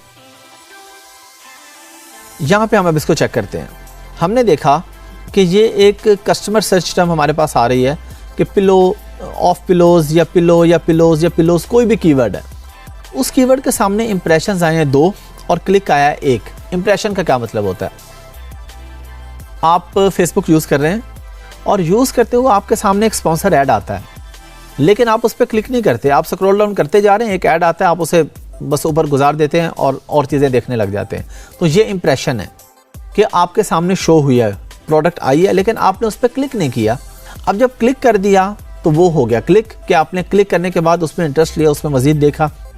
तो इंप्रेशन हमारे पास एक कीवर्ड है, इस पर इंप्रेशन आ रहे हैं 2 और क्लिक आ रहा है 1, यानी 2 लोगों तक पहुंचा ये ऐड, उनमें से एक ने इंटरेस्ट लिया और इस पर क्लिक करके देख लिया। हमें पैसे तब चार्ज होते हैं जब क्लिक होता है, इंप्रेशन पे पैसे नहीं चार्ज हो रहे होते हमें। क्लिक होने पे हमें पैसे अमेज़ॉन चार्ज करता है या फेसबुक या जहाँ भी आप स्पॉन्सर ऐड चलाते हैं, वहाँ पे जो पैसे हमें चार्ज होते हैं वो क्लिक होने पे होते हैं। अच्छा, अब हमने देखा थी 2 लोगों के पास गया, एक ने क्लिक किया, तो क्लिक थ्रू रेट हमारे पास क्या हुआ, CTR 50%, यानी 2 में से एक ने किया 50%। कॉस्ट पर क्लिक हमें आई है 1.31 पाउंड्स और स्पेंड 1.31, कॉस्ट भी 1.31 है, स्पेंडिंग भी। क्यों? क्योंकि सिर्फ एक ही क्लिक हुआ है। अगर एक से ज़्यादा क्लिक होता, मैं भी आपको नीचे और भी एग्जांपल्स दिखाऊंगा, क्योंकि एक क्लिक हुआ है तो इसलिए हमारी टोटल स्पेंडिंग भी 1.31 है। इसके अगेंस्ट हमें सेल क्या आई है, 0, ये हमारे सामने आ रही है। इसके अगेंस्ट हमें 0 सेल्स आई हैं। 1.31 स्पेंड हुआ है, 1.31 ही कॉस्ट पर क्लिक थी और 7 डेज सेल्स हमारे पास 0 आई हैं।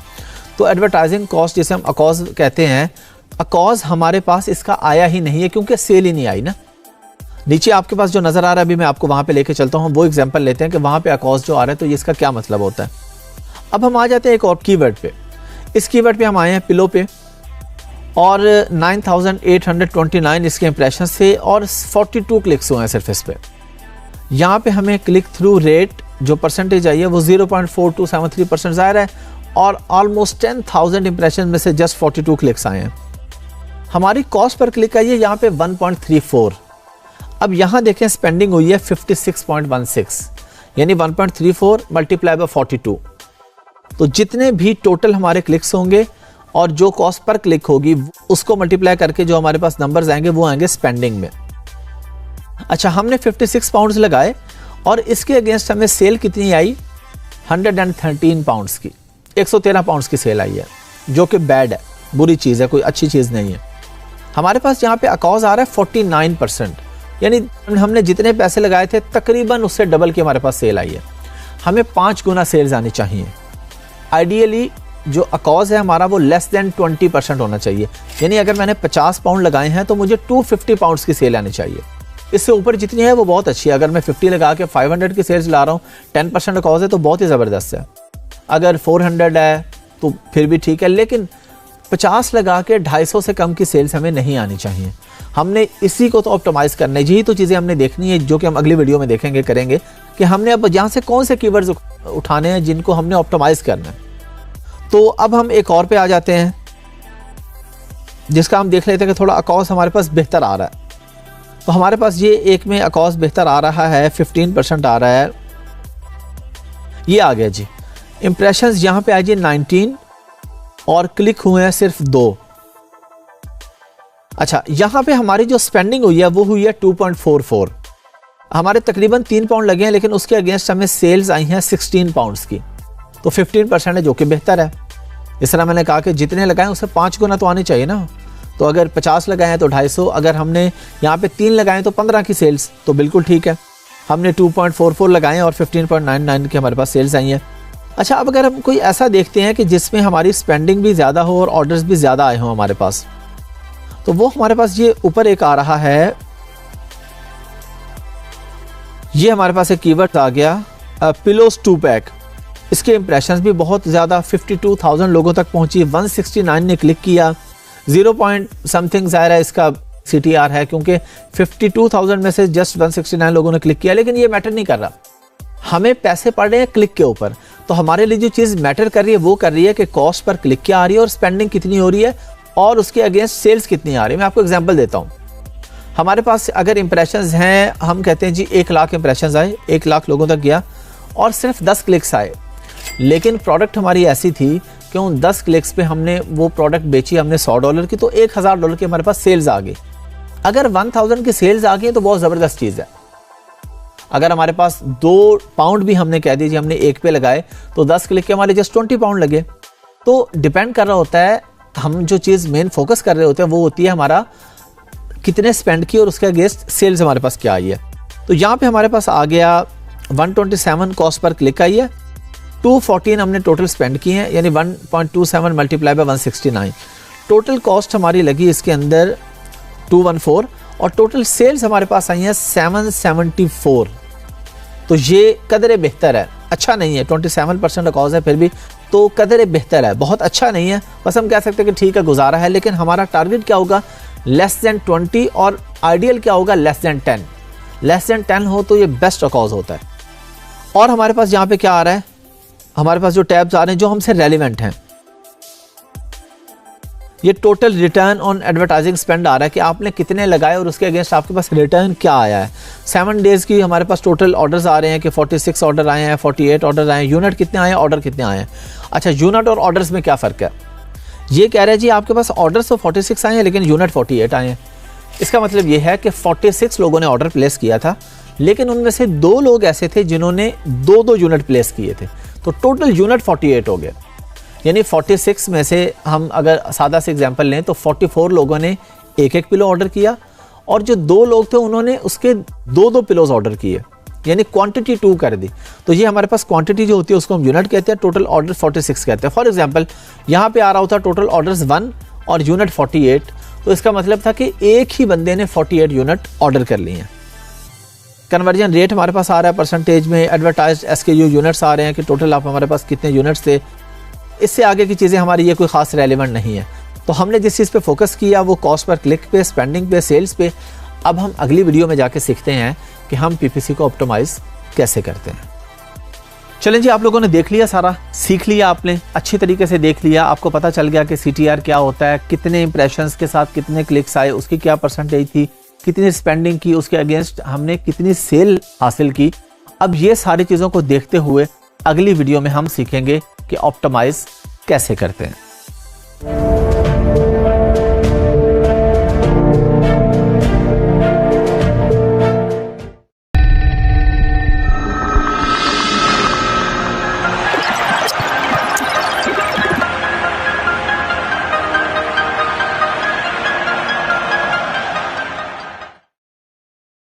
अस्सलाम वालेकुम।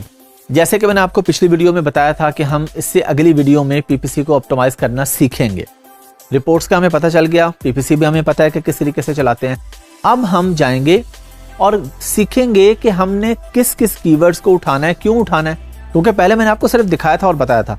अब मैं आपको बताऊंगा कि हमने इसको फिल्टर कैसे लगाना है, फिल्टर लगा के हमने इसमें से कौन से कीवर्ड्स निकालने हैं, कौन से कीवर्ड्स पे हमने पीपीसी चलानी है, कौन से कीवर्ड्स हमने छोड़ देने हैं, ये हम सब काम करेंगे इस वीडियो के अंदर। तो आइए चलते हैं स्क्रीन पे और प्रैक्टिकली इस काम को देखते हैं। चलिए जी, अब हम लोग स्क्रीन पे आ गए हैं दोबारा। सबसे पहला काम आपने ये करना है कि आपने यहाँ पे आते ही ये जो आपने फाइल खोली हुई है, इसको आपने यहाँ पे मूव और कॉपी की ऑप्शन आ रही है हमारे पास, तो आपने इसको क्रिएट अ कॉपी कर लेना है। कॉपी इसलिए करनी है कि हम जो भी चेंजिंग करेंगे, अभी फिल्टर लगाएंगे, कुछ चीज़ माइनस करेंगे, कुछ डिलीट करेंगे, कुछ भी, तो हमारी जो ओरिजिनल फाइल है वो उसी तरह हमारे पास सेव रहेगी। अच्छा, अब हमारे पास कंपेन नेम, यहाँ पे ऐड ग्रुप नेम या कंपेन नेम एक अपने पास रहने दें, दूसरा चाहे तो डिलीट कर दें। क्यों रहने दें यहाँ पे? कि आपको पता हो कि आपने कौन सी कंपेन को ऑप्टिमाइज करना है जाके, क्योंकि मल्टीपल कंपेन हम चलाते हैं ना, जो कि हमने सीखा था पीपीसी में। अच्छा, अब हम यहाँ पे एक काम करेंगे, अगेन हम उसी जगह पे आएंगे जो हमारे लिए इंपॉर्टेंट है। ये वाले टैब्स हमारे पास आ गए, इंप्रेशंस वाले, क्लिक वाले। हमने एक चीज़ देखनी है कि हमारे जो क्लिक थ्रू रेट है ना, CTR, ये 1% से ऊपर होना चाहिए आइडियली। ये जो हमारे पास आ रहा है 2.5, 10%, 18%, ये अच्छे हैं। 1.33 ठीक है, लेकिन जो 0 से कम है वो वहाँ पे हमने देखने के रीज़न क्या है कि लोगों के पास जा रही है हमारी प्रोडक्ट, यानी उनके सामने स्क्रीन पे आ रही है, वो क्लिक क्यों नहीं कर रहे। इस सूरत में हमने फ़ौरन अपने लिस्टिंग को ऑप्टिमाइज करना है कि हमारी लिस्टिंग में कहाँ पे गलती है, और उसमें सबसे ज़्यादा फोकस हम करेंगे अपनी मेन इमेज पे, क्योंकि ज़ाहिर है उसके पास पूरी डिटेल तो नहीं जा रही। वो लिस्टिंग पे क्लिक करेगा तो पूरी डिटेल जाएगी लिस्टिंग की, बुलेट पॉइंट्स, उसके बाद डिस्क्रिप्शन और बाकी पिक्चर्स, वो तो क्लिक करने के बाद आएंगी। मेन पिक्चर्स तो उसके सामने पहले जा रही है ना, तो हम देखेंगे कि हमारी मेन पिक्चर में कहाँ पे ऐसी गलती है, हमारे बाकी कंपेटिटर्स ने मेन पिक्चर कैसी लगाई हुई है, उनकी हम कॉपी नहीं करेंगे, वरना वो स्ट्राइक डाल के हमारी लिस्टिंग को सस्पेंड करवा सकता है। तो हम देखेंगे, हम बिल्कुल उस जैसी या उससे मिलती जुलती अपनी बनवाएंगे, उसको कॉपी नहीं करेंगे। तो हमें पता चल जाएगा कि हमारी गलती कहाँ पे हो रही है। हम अपनी लिस्टिंग को अच्छे तरीके से देखेंगे और पिक्चर को इम्प्रूव कर लेंगे, तो हमें बेहतर उसके बाद मिलना शुरू हो जाएंगे क्लिक्स। तो आपके बस माइंड में हो कि CTR जो है वो 1% से ऊपर होना चाहिए, और स्पेंडिंग हमारी जो है, टोटल स्पेंडिंग तो जो भी हो, लेकिन जो CPC है, कॉस्ट पर क्लिक, वो लेस देन £1 या लेस देन $1 होना चाहिए आइडियली। अब ये हमारे पास आ रही है कॉस्ट पर क्लिक, ये सारी 1.31 आ रही है, 1.34, 1.33, तो ये ज़्यादा आ रही है। ये नीचे एक आ रही है 0.99, ज़बरदस्त है। 1.07 या 1.05 किसी हद तक ठीक है, लेकिन हमने एक आइडियली कुछ चीज़ें गोल सेट करने होते हैं, उसमें हम देखेंगे कि लेस देन 1 ही होनी चाहिए। अब हम यहाँ पे आके फिल्टर लगाएंगे, नेगेटिव कीवर्ड्स हम सबसे पहले उठाएंगे यहाँ से। उसके लिए हम क्या करेंगे, हम यहाँ पे सबसे पहले जाएंगे फिल्टर्स के ऊपर और फिल्टर पे क्लिक कर देंगे। अब इससे क्या फ़ायदा होगा, अब हम यहाँ पे कोई भी फिल्टर लगा सकते हैं। फिल्टर हम लगाने के लिए क्या करेंगे, हम इधर आ जाएंगे, फर्ज करें जी हम लगाते हैं जी 7 डे टोटल सेल। यहाँ पे हम गए और हमने किया जी 0 सेल्स। हम कहते हैं जी हमें सिर्फ 0 सेल्स वाले दिखाए, उसने हमें सिर्फ 0 सेल्स वाले दिखा दिए। लेकिन हमने क्या देखा कि यहाँ पे हमारी स्पेंडिंग हो रही है इन कीवर्ड्स पे, ये ऑफ पिलोस पे, पिलोस 2 पैक पे, ये सामने हमारे पास ये कस्टमर सर्च टर्म्स जो आ रहे हैं। लेकिन कस्टमर सर्च कर रहा है आके उन कीवर्ड्स के अगेंस्ट, लेकिन वो हमसे बाय नहीं करके जा रहा, स्पेंडिंग हो रही है, सेल्स 0 है। तो हम क्या करेंगे, हम ये वाले सारे कीवर्ड्स उठाएंगे और नेगेटिव कीवर्ड्स में ऐड कर देंगे पीपीसी में, जो मैं आपको प्रॉपर सिखा चुका हूँ। पीपीसी कैंपेन जब आप रेडी करते हैं तो उसमें जो नेगेटिव कीवर्ड आता है, कीवर्ड या फ्रेज, ये सारे कीवर्ड और फ्रेजेस आप वहां पे डाल देंगे कि इन कीवर्ड्स पे। इसका मतलब क्या है नेगेटिव कीवर्ड्स का, कि जब कोई कस्टमर ये वाला कीवर्ड टाइप करे तो मेरी प्रोडक्ट उसके सामने स्पॉन्सर ऐड आए ही ना, क्योंकि अगर आएगी और उसने क्लिक कर दिए, बाय उसने करना नहीं, मेरे तो पैसे लग जाएंगे। क्योंकि हमने देखा ना, एक्सपीरियंस देखा कि अच्छे खासे पैसे लग रहे हैं लेकिन आ कुछ भी नहीं रहा। चलें, यहाँ पे तो हमने देखा कि जी ये ऊपर है जी, एक ही बंदे ने क्लिक किया था। उसके बाद नीचे हमने देखा कि हमारी ये 9 लोगों ने भी क्लिक किया हुआ है, 9 लोगों ने क्लिक किया, फिर भी 0 सेल्स हैं। इसका क्या मतलब है कि ये वाले नेगेटिव कीवर्ड्स हैं, इनको हम अपनी प्रोडक्ट के अगेंस्ट, अब ये डिपेंड कर होता है ना आपकी प्रोडक्ट क्या, उसके रेलेवेंट कीवर्ड्स क्या हैं, तो उसके अगेंस्ट हम ये सारे डाल देंगे नेगेटिव में कि इनके अगेंस्ट तो हमें हमारी प्रोडक्ट शो ही ना हो ताकि ना हमारे पैसे लगे, क्योंकि सेल्स आनी नहीं, बिला वजह पैसे लग रहे हैं हमारे। अच्छा, कोई और हम यहाँ पे एग्जांपल देख लेते हैं कि अगर इससे ज़्यादा कोई हमारे किसी कीवर्ड पे क्लिक हो रहा है। ये हमने ज़्यादातर देखा, ज़्यादा 1 2 3 4 ये 6 हैं, ये भी बिल्कुल गलत है कि 1 पाउंड हमारी कॉस्ट भी आई, जो CPC है, कॉस्ट पर क्लिक है, और टोटल स्पेंडिंग की 6.29 पाउंड्स की, और मिला उसके अगेंस्ट हमें कुछ भी नहीं। तो ये सारे तो हमारे हो गए नेगेटिव। अब हम आ जाते हैं, इस फिल्टर को हम रिमूव कर देते हैं। हम कहते हैं जी सिलेक्ट ऑल, जैसे पहले था वैसे ही आ जाए हमारे पास। और अब हम आके यहाँ से देखते हैं जो हमने चीज़ डिसाइड की थी कि CTR जो है, क्लिक थ्रू रेट, वो हमारा 1 से ऊपर होना चाहिए। तो हम क्या करेंगे, यहाँ पे सिलेक्ट करेंगे हम 1 से ज़्यादा वाले, ये हमारे पास आ रहे हैं, ये 1, ये 1.1 और इसी तरह 1.1। तो हम ऊपर के छोड़ देंगे 0 वाले, और ये 1 वाले हम सारे, या 1 या इससे बेहतर जितने हैं वो सारे हम उस पर टिक करते जाएंगे। अब ये टिक करना इसलिए ज़रूरी है कि हमने इसका रिजल्ट देखना है। अभी टोटल रिजल्ट हमने निकालने हैं, और टोटल रिजल्ट निकाल के हमने इस पर डिसाइड करना है कि हमें किस किस कीवर्ड्स पे ज़्यादा बेहतर काम करना है। अच्छा, जिस कीवर्ड के अगेंस्ट हमें 2 से ज़्यादा सेल्स आई हैं, हम उसको भी कुछ टाइम देंगे। ऐसा नहीं कि हम उसको बिल्कुल छोड़ देंगे, कुछ टाइम देंगे कि शायद हम इस पर मज़ीद इम्प्रूवमेंट ला सकें, हम इसका अकॉस बेहतर कर सकें, हम PPC को मज़ीद ऑप्टिमाइज़ करके, पिक्चर्स अच्छी करके, टाइटल अच्छा करके, डिस्क्रिप्शन अच्छी करके हम कुछ ना कुछ बेहतर कर सकें। तो अब हमने ये कर दिया, और अब हमने इसको ओके किया। तो अब हमारे पास सिर्फ वो आ रहे हैं जिनका क्लिक थ्रू रेट 1% से ज़्यादा है। ये देखिए, अब हमारे पास ये जो CTR आ रहा है, क्लिक थ्रू रेट, इसमें आप देखेंगे 0 वाला कोई भी नहीं आ रहा। तो हम ये वाले कीवर्ड्स उठाएंगे कि हाँ ये अच्छे कीवर्ड्स हैं, इन पे मज़ीद काम करना है। इन कीवर्ड्स को हम मज़ीद, इन पे हम PPC चला सकते हैं, मज़ीद इन पे हम मैनुअल ऐड चला के, बिड्स अप एंड डाउन करके, कभी किसी टाइम देखेंगे कि बेहतर करनी है, किसी टाइम कम करनी है, लेकिन ये हमारे सही रेलिवेंट कीवर्ड्स हैं। जब हम ऑटो रिपोर्ट डाउनलोड करेंगे तो मैनुअल चलाने के लिए हमें रिपोर्ट चाहिए होगी, और उस रिपोर्ट में ये हमें चीज़ें बता रहा है सारी। ये मैनुअल भी हो सकती है कि मैनुअल डाउनलोड भी आप करके देखेंगे कि अब हमने कौन से कीवर्ड्स छोड़ देने और कौन से कीवर्ड्स ऐसे हैं जिन पे हमने फोकस करना है। अब मैं वापस जाता हूँ और इसको ख़त्म कर देता हूँ। मेरे पास फिर रिजल्ट्स पुराने की तरह आ गए। अब मैं करता हूँ कॉस्ट पर क्लिक पे जाके फ़िल्टर लगाता हूँ। मैं कहता हूँ जी मेरे पास ये पहले ये मैंने डीसेलेक्ट कर दिए सारे, और मैं कहता हूँ कि मेरे पास जो कॉस्ट पर क्लिक किया वो लेस देन 1 या 1 होनी चाहिए। तो अब मैं इस पे भी क्लिक करता जाऊंगा 1 तक। ये 1 पाउंड आ गई। चले मैं 1 तक ही करता हूँ, आप 1.0706 तक कर सकते हैं, लेकिन आइडियली हम 1 तक करते हैं। तो 1 तक करके मैंने इसको ओके किया। अब ये मुझे सिर्फ वो कीवर्ड्स दिखा रहा है जिनकी cost per click less than 1 pound या 1 पाउंड है। ये देखिए, एक हमारे पास 1 पाउंड भी आ रहा है, लेकिन बाकी हमारे पास लेस देन 1 पाउंड आ रहे हैं। अच्छा, लेकिन 1 पाउंड जो आ रहा है उसके अगेंस्ट हमें सेल्स नहीं आई हैं। ये तो हमें ऑलरेडी पता चल चुका होगा ना, पहला फिल्टर ही वही लगाएंगे ना कि 7 डे सेल्स हम देखेंगे। 0 वाला फिल्टर जो मैंने सबसे पहले लगाया था वो लगा के हमें पता चल गया जी ये तो है ही नेगेटिव कीवर्ड, तो ये तो हम ऑलरेडी इसको रिमूव कर चुके होंगे।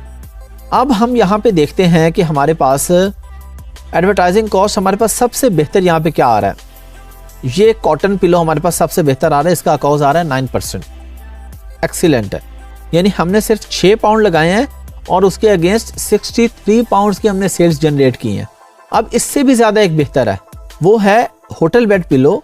हमने देखा कि 0.93 हमारी इस पर स्पेंडिंग हुई है और सेल्स आई हैं 15 पाउंड्स की, यानी इसका अकॉस 5% आ रहा है।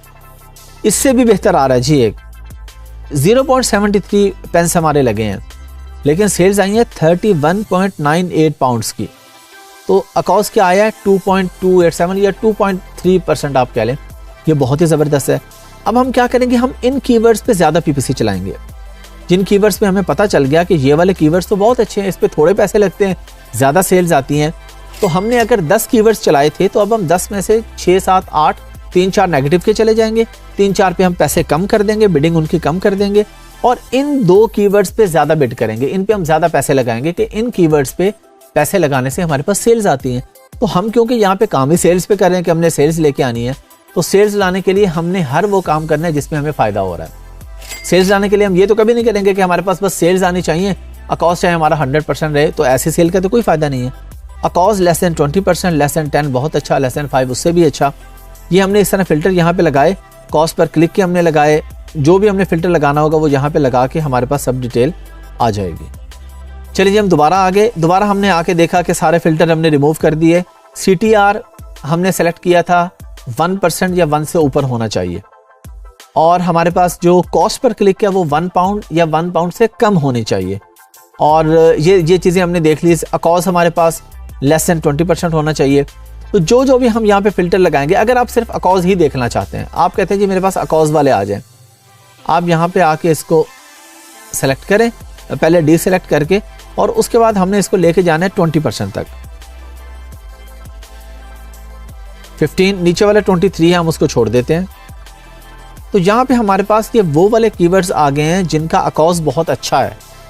ये देखिए हमारे पास आ रहे हैं 6% के भी आ रहे हैं, काफ़ी सारे 5, 6, 7 आ रहे हैं। 2% वाला आ रहा है जो हम ऑलरेडी देख चुके हैं, फिर 6 वाला है, फिर 5 वाला है, फिर 3, 3, 9, 3, 6, 6, 15%। तो ये सारे अच्छे कीवर्ड्स हैं, ये सारे हमारे रेलिवेंट कीवर्ड्स हैं। ये कीवर्ड्स हमें कहाँ से मिलेंगे, ये तो हम पहले ही तैयारी करेंगे ना, जब लिस्टिंग क्रिएट करेंगे। मैंने आपको बताया था हीलियम 10 जब हमने यूज़ किया था, मैंने आपको बताया था कि आपकी प्रोडक्ट के रेलिवेंट कीवर्ड्स कहाँ से निकलते हैं। तो रेलिवेंट कीवर्ड्स जब आपके पास आ गए, उन कीवर्ड्स को आपने अपने लिस्टिंग में भी ऐड किया, फिर उन्हीं कीवर्ड्स पे आपने PPC चलाई या आपने ऑटो PPC चलाई, और अमेज़न ने आपको खुद से कुछ कीवर्ड्स दे दिए। अमेज़न ने खुद से आपको कह दिया जी ये कुछ अलग से कीवर्ड्स हैं जो कि हो सकता है आपने लिस्टिंग पे ऐड ना किए हों, लेकिन कुछ ऐसे कीवर्ड्स थे कि जो लिस्टिंग में तो नहीं थे, लेकिन बायर ने आके वो लिखे, आपकी प्रोडक्ट से वो रेलिवेंट थे, उसने आके आपकी प्रोडक्ट बाय कर ली। तो वो भी हमारे लिए फ़ायदे का कीवर्ड है। वो कीवर्ड हमें ऑटो में मिल जाएगा। मैनुअल में हम देख लेंगे कि कौन से कीवर्ड्स पे अच्छी सेल्स आ रही, कौन सी नहीं आ रही, और ये चीज़ें हमेशा सेम नहीं रहती। ये आपने माइंड में रखना है कि ये आपने एवरी वीक PPC रिपोर्ट या एवरी 2 वीक्स PPC रिपोर्ट आपने चेक करते रहना है। हो सकता है कुछ दिन ऐसे हो कि एक कीवर्ड बहुत अच्छा चल रहा हो, एक टाइम ऐसा है कि वो कीवर्ड बिल्कुल डेड हो जाए, उसके अगेंस्ट सेल ही ना आए। तो ऐसा नहीं है कि आपने एक दफ़ा ऑप्टिमाइज़ कर दिया, अब आपने कहा जी अब मैं सुकून से सो जाता हूँ क्योंकि अब मैंने सेट कर दी PPC, अब मुझे ऑर्डर्स आएंगे। हो सकता है ये जो एक हमारे पास कीवर्ड है जिस पे हमारे पास 0.73 ओनली यानी लेस देन 1 पाउंड लगा के 32 पाउंड की सेल आई है, हो सकता है एक टाइम ऐसा आए कि ये वाले कीवर्ड पे हमारे 10 पाउंड लग रहे हों और 0 की सेल्स आ रही हों। तो इसलिए रिपोर्ट्स को बार बार देखना और इसको ऑप्टिमाइज़ करना बहुत ज़रूरी है। इसी से आपकी सेल्स बेहतर होती हैं और आपका प्रॉफिट मार्जिन यहाँ से बेहतर होता है। सेल्स जब आपने बेहतर कर ली तो आपने प्रॉफिट मार्जिन भी देखना है। अगर आपका अकॉज ही 20, 30, 40% आ रहा है तो आप प्रॉफिट क्या कमा रहे होंगे। तो जाहिर है जब आप अपना काम कर रहे हैं या क्लाइंट का काम कर रहे हैं, हमने उसको प्रॉफिट में लेके आना है। प्रॉफिट में लाने के लिए PPC ऑप्टिमाइजेशन बहुत ज़रूरी है।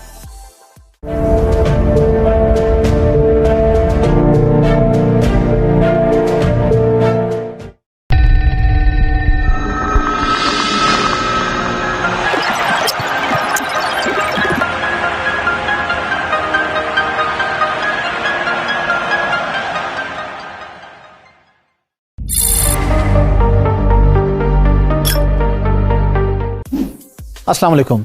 हम लोग बात करेंगे कि लाइटनिंग डील क्या होती है। ये कोई ऐसे रॉकेट साइंस नहीं है, आपने लफ्ज़ सुन के परेशान नहीं होना कि इस पे पता नहीं क्या चीज़ है। सबसे पहले हम डिस्कस कर लेते हैं कि डील क्या होती है। डील तो हम सबको पता है ना, हम किसी रेस्टोरेंट पे जाते हैं तो वहाँ पे डील है जी कि इतने % आपको डिस्काउंट होगा। किसी शॉपिंग मॉल में हम जाके देखते हैं किसी शॉप पे जी बाय 2 गेट 1 फ्री, तो ये डील होती है। तो लाइटनिंग डील ये बेसिकली अमेज़न का एक स्पेसिफिक वर्ड है।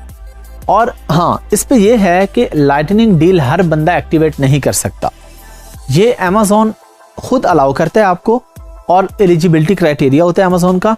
लाइटनिंग डील हमें नज़र कहाँ पे आ रही होती हैं, टुडे सेल पे, प्राइम डे पे, बहुत सारी अमेज़न के पास ऑप्शंस होती हैं जहाँ पे हमें डील्स मिल जाती हैं। अच्छा, पहली चीज़ तो ये है कि इस डील के अंदर होता क्या है। अमेज़न ये एक्सपेक्ट कर रहा होता है कि एटलीस्ट 15 to 20% आप डिस्काउंट दें अपनी प्रोडक्ट पे, ताकि वो अपीलिंग हो बायर के लिए, कस्टमर के लिए थोड़ा अपीलिंग हो कि हाँ 5, 3 या 2% डिस्काउंट से कस्टमर या बायर अपील नहीं होता। तो 15-20% का आप डिस्काउंट ऑफर करते हैं। अच्छा, प्राइम डे पे जब आप लाइटनिंग डील कोई भी डील देते हैं, आप इसको सादा अल्फाज में, लाइटनिंग का लफ्ज़ आप अगर आप छोड़ भी दें तो ये सादा अल्फाज में डील ही है कि आपको डिस्काउंट ऑफर कर रहे हैं। अच्छा, अगर आपने ऑफर कर दिया है प्राइम डे पे प्राइम बायर्स के लिए, तो वो सिर्फ प्राइम बायर ही खरीदेगा। वो हर बायर के लिए वो डिस्काउंट नहीं है। अब प्राइम बायर क्या होता है?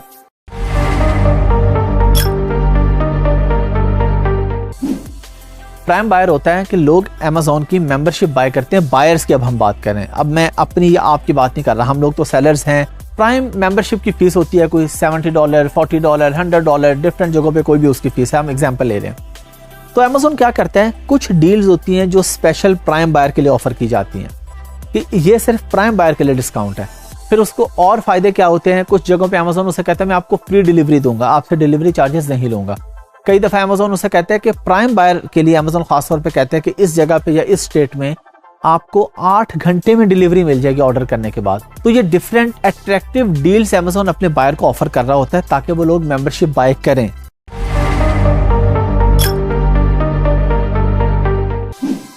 अगर अमेज़ॉन ने आपको एलिजिबल कर दिया है तो आप ये ऑफर कर सकते हैं, लेकिन एलिजिबिलिटी का मतलब ये हरगिज नहीं है कि अगर अमेज़ॉन ने आपको एलिजिबल किया तो आपकी हर प्रोडक्ट के लिए किया।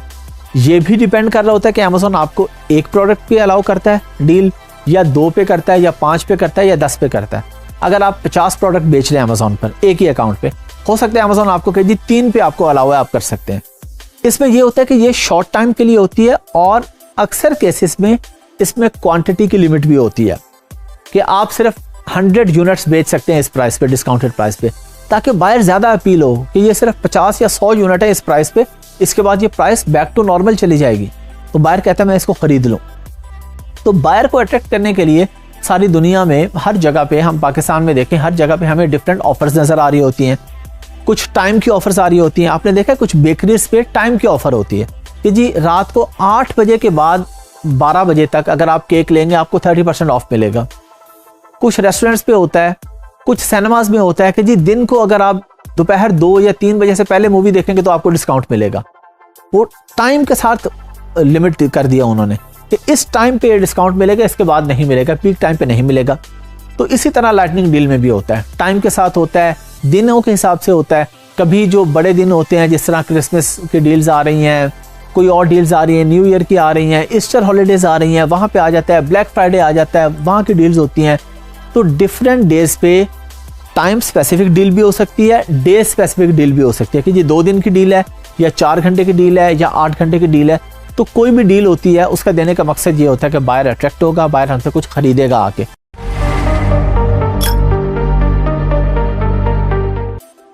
अब इसमें हमारा क्या फायदा है?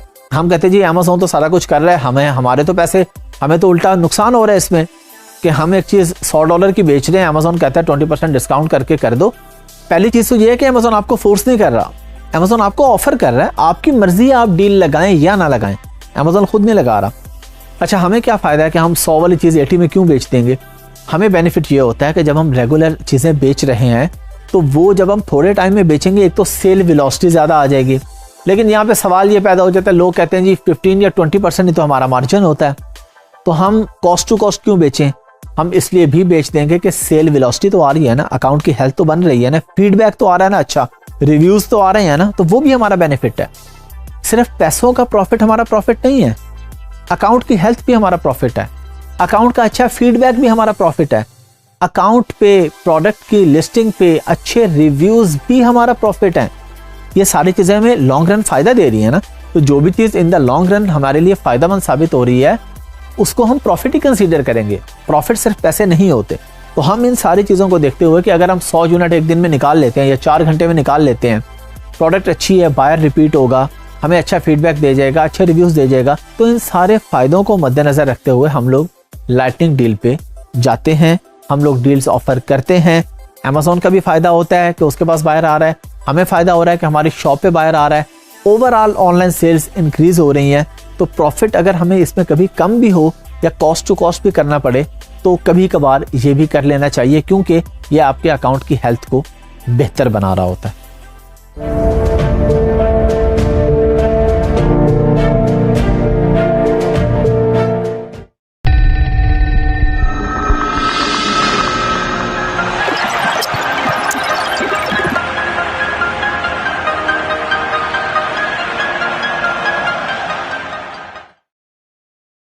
अस्सलाम वालेकुम। हम लोगों ने बात की थी लाइटनिंग डील के बारे में। इन सिंपल वर्ड्स हमने कहा था कि कोई डील क्या होती है। अब हम ये देखेंगे कि लाइटनिंग डील को लेने के लिए क्या क्या रिक्वायरमेंट है। तो उसके 3-4 सिंपल से स्टेप्स हैं जो मैं आपको बता देता हूँ। पहले ये है कि आपके मिनिमम 5 रिव्यू होने चाहिए, मिनिमम 5 रिव्यूज। अभी मैं आपको स्क्रीन पे जाके दिखाऊंगा अभी कि रिव्यूज कहाँ से शो होते हैं, उसकी रेटिंग क्या होती है। रिव्यू 5 होने चाहिए मिनिमम, और उसकी रेटिंग मिनिमम 3 स्टार होनी चाहिए। अब मिनिमम रेटिंग 3 स्टार का मतलब है कि ओवरऑल एवरेज जो है आपके जितने रिव्यूज हैं उसकी एवरेज रेटिंग 3 होनी चाहिए। अगर आपके 5 रिव्यूज हैं और 4 आपके 5 स्टार हैं, 1 1 स्टार है, तो तब भी आप एलिजिबल हैं, क्योंकि ओवरऑल आपकी रेटिंग 3 से ऊपर है। तो ओवरऑल रेटिंग अगर आपकी 3 से ऊपर है तो आप एलिजिबल हैं, और आपके 5 रिव्यूज हैं, और आपकी सेल्स जो हैं वो रेगुलर सेल्स हो रही हैं। ऐसा नहीं है कि दरमियान में 10 दिन के लिए आपने अकाउंट बंद कर दिया, 15 दिन के लिए आपके पास स्टॉक नहीं था। एक तो रेगुलर सेल्स हो और थोड़ा सा पुराना अकाउंट हो। अब हम स्क्रीन पे चलते हैं और वहां पे देखते हैं कि lightning deal as a buyer show कहाँ पे होती है, और ये रिव्यूज जो मैंने आपको नंबर्स बताए और उसके स्टार्स बताए ये हमें कहाँ से नजर आते हैं, आइए देखते हैं। चलिए जी, हम लोग सिस्टम पे आ गए हैं। जो मैंने आपसे बात की थी रिव्यूज की और उसकी रेटिंग की, वो हम कहाँ से देखते हैं। सबसे पहली चीज हमने क्या करनी है, हमने यहाँ पे कुछ भी लिख दिया, हमने लिख दिया जी पिलोस। अब पिलोस पे हम जाके किसी भी पिलो पर क्लिक करते हैं। इस पे हमने क्लिक किया और हमने जाके देखा कि इसके रिव्यूज कितने हैं, 29,000। ये हमारे पास रिव्यूज शो होते हैं टाइटल के बिल्कुल नीचे। और जब हमने इन स्टार्स के ऊपर जाके कर्सर रखा, क्लिक नहीं किया, इसने हमें दिखा दिया इसकी रेटिंग क्या आ रही है। हमारे सामने हमें नजर आ रही है इसकी रेटिंग है 4.3 आउट ऑफ 5, और हमारी मिनिमम क्या रिक्वायरमेंट है, 3। इसका मतलब है कि ये बंदा एलिजिबल है लाइटनिंग डील के लिए। अभी हम अगली वीडियोस में सीखेंगे कि एज अ सेलर या एज अ वर्चुअल असिस्टेंट आपने जब काम करना है तो आप बेसिकली लाइटनिंग डील जाके जनरेट कहाँ से करेंगे। लेकिन अभी एक आसान सा आपको पता चल गया, आपकी अकाउंट पे अगर 100 लिस्टिंग्स हैं तो आप उनमें से किसी पे भी जाके इस तरह एज अ बायर देखेंगे जिस पे 5 से ऊपर रिव्यूज हैं और रिव्यू रेटिंग 3 है, तो आप एलिजिबल हैं और अकाउंट थोड़ा सा पुराना है और रेगुलर सेल्स हो रही हैं। अब ये तो थे बहुत ज़्यादा रिव्यूज़, हमको कम रिव्यूज़ वाली प्रोडक्ट उठा के भी देखते हैं और उसकी रेटिंग चेक करते हैं। चलें, ये जी 962 रिव्यूज़ हैं, ये तो लिस्टिंग के ऊपर भी शो हो रहे हैं। इसका मतलब है कि ये एक चीज़ तो इसकी पूरी है, लेकिन अगली देखेंगे कि इसकी रेटिंग क्या है।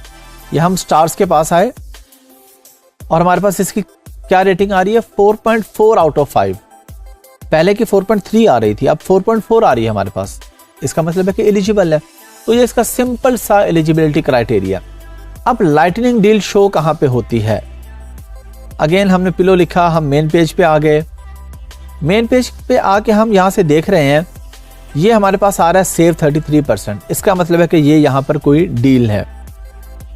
अब अगर हमने पिलो लेना है, अब ये सेव 10%, ये सेव 10%, ये मैं आपको अगली वीडियो में बताऊंगा वाउचर्स के बारे में, डिजिटल कूपन के बारे में। ये वो है जो ग्रीन होगा वो डिजिटल कूपन के थ्रू होगा, और जो रेड आ रहा है हमारे पास ये कोई डील आ रही है हमारे पास, जिस तरह के ये ऊपर गुजरा है हमारे पास। तो अब देखिए मैंने पिलो लेना है, मैं पिलो पे आके क्लिक किया, पूरे पेज पे मैंने देखा, ये देखे लिमिटेड टाइम डील आ रही है। 1 या 2 लोगों की तरफ से सिर्फ डील है मेरे पास। अब ये विद वाउचर भी हो सकती है, विदाउट वाउचर भी। ये विद वाउचर है क्योंकि ग्रीन आ रहा है तो ये कूपन के साथ है। लेकिन अगर मैं कहता हूं कि मेरे पास डायरेक्ट शो हो कोई भी प्रोडक्ट जिस पे डील लगी है, सारी वही शो होनी चाहिए, तो हमारे पास ये, अब जब हम अमेज़न के मेन पेज पे जाते हैं तो ये हमारे पास टैब आ रहा है टुडेज डील, हम इस पे क्लिक कर देंगे। अब इस पे डील्स आ गई, यहाँ पे हमें देखें 12% भी है, 19% भी। अगर अमाउंट पे जाएं तो कहता है अप टू 151 पाउंड्स ऑफ है। लेकिन हमने देखनी है लाइटनिंग डील्स सेपरेटली। हम कहते हैं कि हमें सारी डील्स, लाइटनिंग डील्स अलग से नजर आए। यहाँ पे क्या फायदा होता है आपको, यहाँ पे नॉर्मली वो लोग आते हैं कि जिनका होता है कि कोई स्पेसिफिक प्रोडक्ट माइंड में नहीं है, वो यहाँ आके देखते हैं कि इनमें से मुझे कोई प्रोडक्ट चाहिए, और जो मुझे चाहिए अगर उस पर अच्छा ऑफ लगा है तो वो यहाँ से बाय कर लेते हैं। ये देखें 39% ऑफ है, ये 37% है, 28% है, 33% है। अमाउंट में आए तो अप टू 155, अप टू 199 या 1.99 या उससे कम या उससे ज़्यादा। तो यहाँ से आके वो अपनी पसंद की कोई भी प्रोडक्ट बाय कर सकता है। अब अगर जिस तरह मैंने पहले पिलो पे क्लिक किया था, अगर आपने सिर्फ पिलो ही लेना है तो हो सकता है आपको उस पर डील ना मिले, उन दिनों डील ना चल रही हो, लेकिन अगर आप कहते हैं कि जी मुझे कोई भी प्रोडक्ट मिल जाए जो अच्छी प्राइस पे मिल रही है तो आप उसको यहाँ से ले लेंगे। सिंपली आप यहाँ पे आके क्लिक करेंगे। टुडेज डील्स के बाद आप लाइटनिंग डील का ये साइन आप लोग याद कर लें। ये यहाँ पे मैंने कर्सर रखा है, ये आपके पास सर्कल भी बन रहा है। ये जिस तरह तकरीबन चार्जिंग का साइन होता है उस तरह का साइन है। इसका मतलब ये है कि लाइटनिंग डील्स आपके पास इस साइन पे शो होने लग जाएंगे। चलें जी, आप लोगों ने देख लिया ये लाइटनिंग डील, बड़ा आसान था। मैंने आपको दिखाया कि शो कहाँ पे हो रही है और मैंने आपको बताया कि रिव्यू वगैरह आप कहाँ से चेक करते हैं कि आप एलिजिबल कैसे होते हैं। अब मजीद अगली कुछ वीडियोस में हम जाके सीखेंगे कि लाइटनिंग डील को एक्टिवेट किस तरीके से किया जाता है। अभी तक के लिए इतना ही, आगे देखते हैं।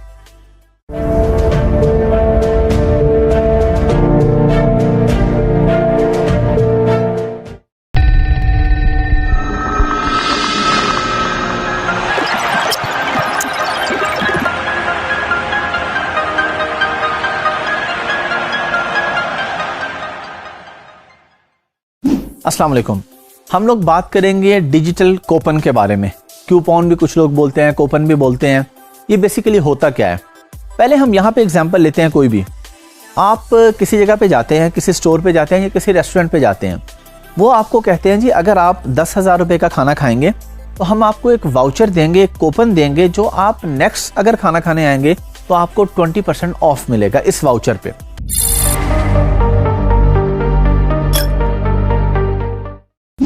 डिजिटल कूपन क्या होता है? डिजिटल का मतलब है कि जो ऑनलाइन यूज हो सकता है, यानी ये फिजिकली जाके तो आपने नहीं दिखाना। Amazon बायर तो अपने घर पे बैठा हुआ है, वो क्या करेगा, उसको एक वाउचर मिल जाएगा और वाउचर जो मिलेगा उस वाउचर से वो उसको रिडीम करेगा जाके और एक परसेंटेज जो भी उसको ऑफर हुई होगी वो डिस्काउंट ले लेगा। अब ये वाउचर जनरेट कैसे करेंगे ये हम इससे अगली वीडियो में सीखेंगे। अभी सिंपल से ये है कि वाउचर आपको मिलेगा कहाँ से। एज अ बायर अगर हम सोचें, डिफरेंट ऑफर्स चलती हैं डिफरेंट ग्रुप्स में, फेसबुक पे या मैनी चैट के फ्लो पे। अभी ये मैनी चैट का फ्लो इतना यूज नहीं होता। किसी भी तरीके से आप लोग जाके मार्केट करते हैं, आप लोग फेसबुक पेज बना के उस पर ऐड चला रहे होते हैं कि जी ये हमारी प्रोडक्ट है, ये है $100 की, हम आपको $50 में देंगे अगर आप हमारा ये कूपन यूज करेंगे।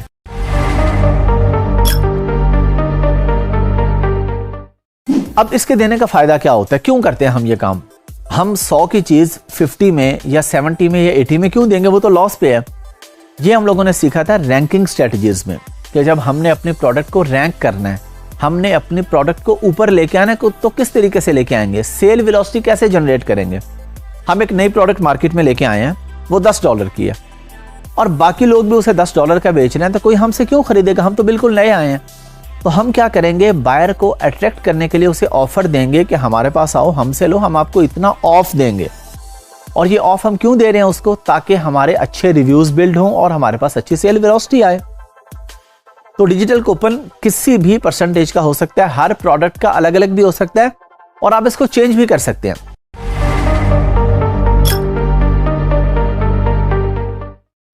डिजिटल कूपन डिफरेंट बायर के लिए डिफरेंट भी हो सकता है। एक बंदे को सेलर ऑफर कर रहा हो 50% ऑफ और दूसरे को 30% कर रहा हो, या एक को 10% कर रहे हैं, एक को 90% कर रहे हैं। तो ये चेंज हो सकता है, आपकी अपनी मर्जी है कि आपने अपने बायर्स को किस तरीके से अट्रैक्ट करना है।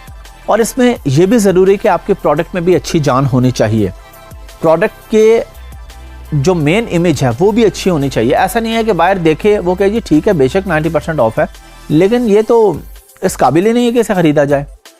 तो सिर्फ ये नहीं है कि आप कूपन बना के अगर देंगे तो आप सेल्स ले आएंगे। इसके लिए ये भी ज़रूरी है कि लिस्टिंग की इमेज अच्छी होनी चाहिए, उसका कंटेंट अच्छा होना चाहिए, उसका टाइटल, उसके बुलेट पॉइंट्स, उसके डिस्क्रिप्शन।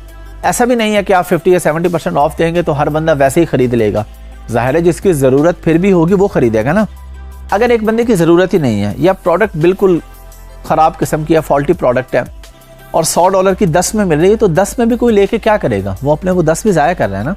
तो हमने बाकी चीज़ों पे भी फोकस करना है। कूपन का मतलब ये नहीं कि आप जो मर्जी कचरा बेच देंगे या मैं जो मर्जी कचरा बेच दूंगा और बायर खरीद लेगा, ऐसा भी नहीं है। अब हम अगली वीडियो में जाके सीखेंगे कि ये जो डिजिटल कूपन है ये जनरेट कैसे होता है।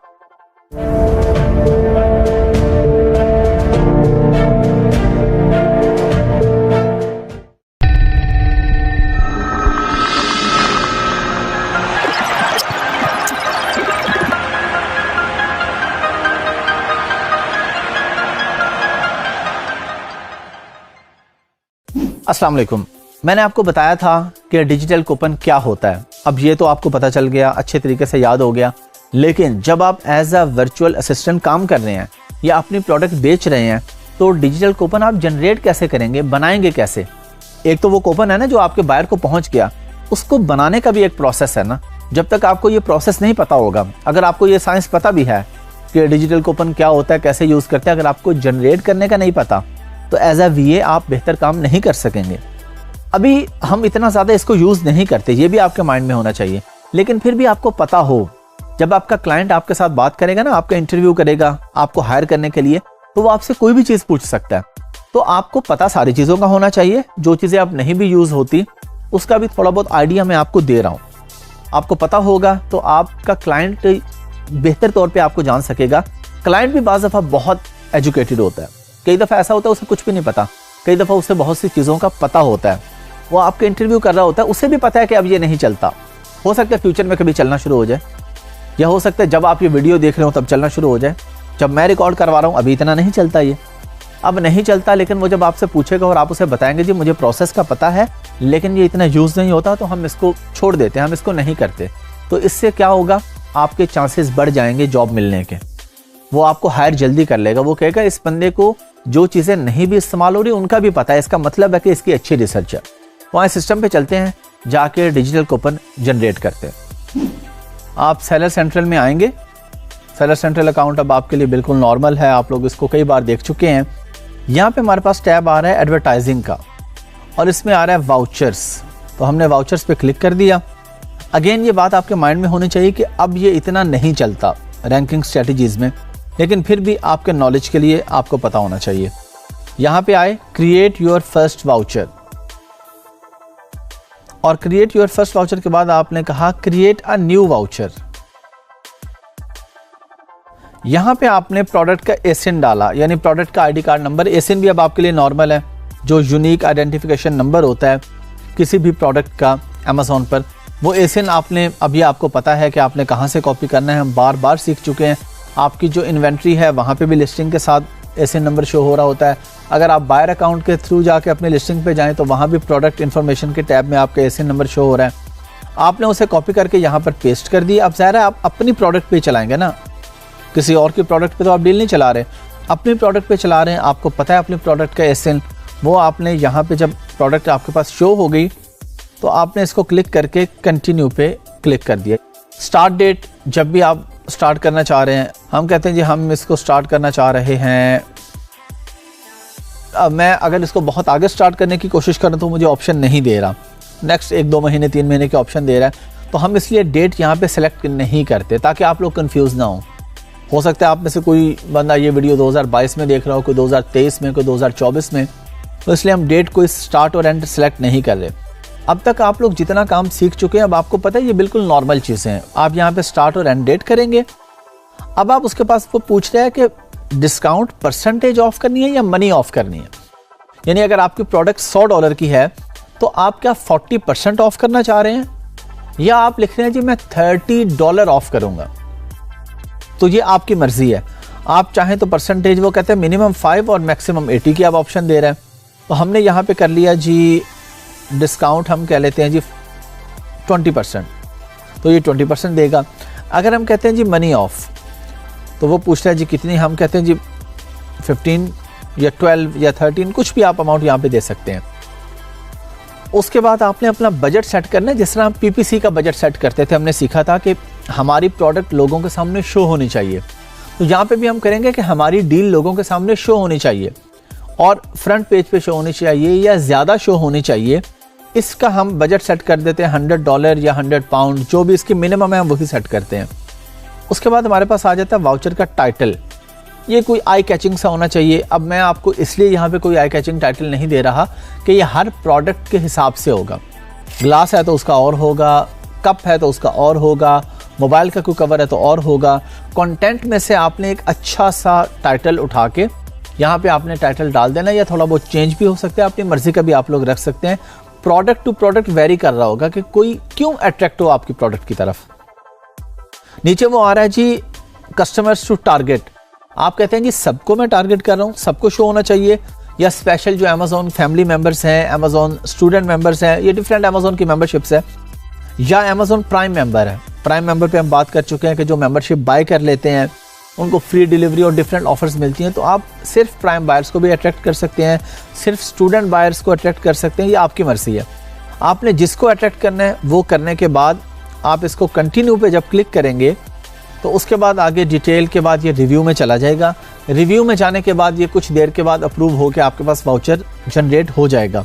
मैंने यहाँ पे क्यों जनरेट नहीं किया, क्योंकि ये जो प्रोडक्ट है इस पर हमने अभी वाउचर जनरेट नहीं करना, ये चलता हुआ अकाउंट है, तो हम इस पर कोई भी ऐसा काम नहीं करेंगे कि जो हमने नहीं करना और हम वैसे इस पर कर दें जाके। लेकिन आपको प्रोसेस का पता चल गया कि अगर आप जनरेट करना चाहेंगे तो इसको जनरेट किस तरीके से करेंगे।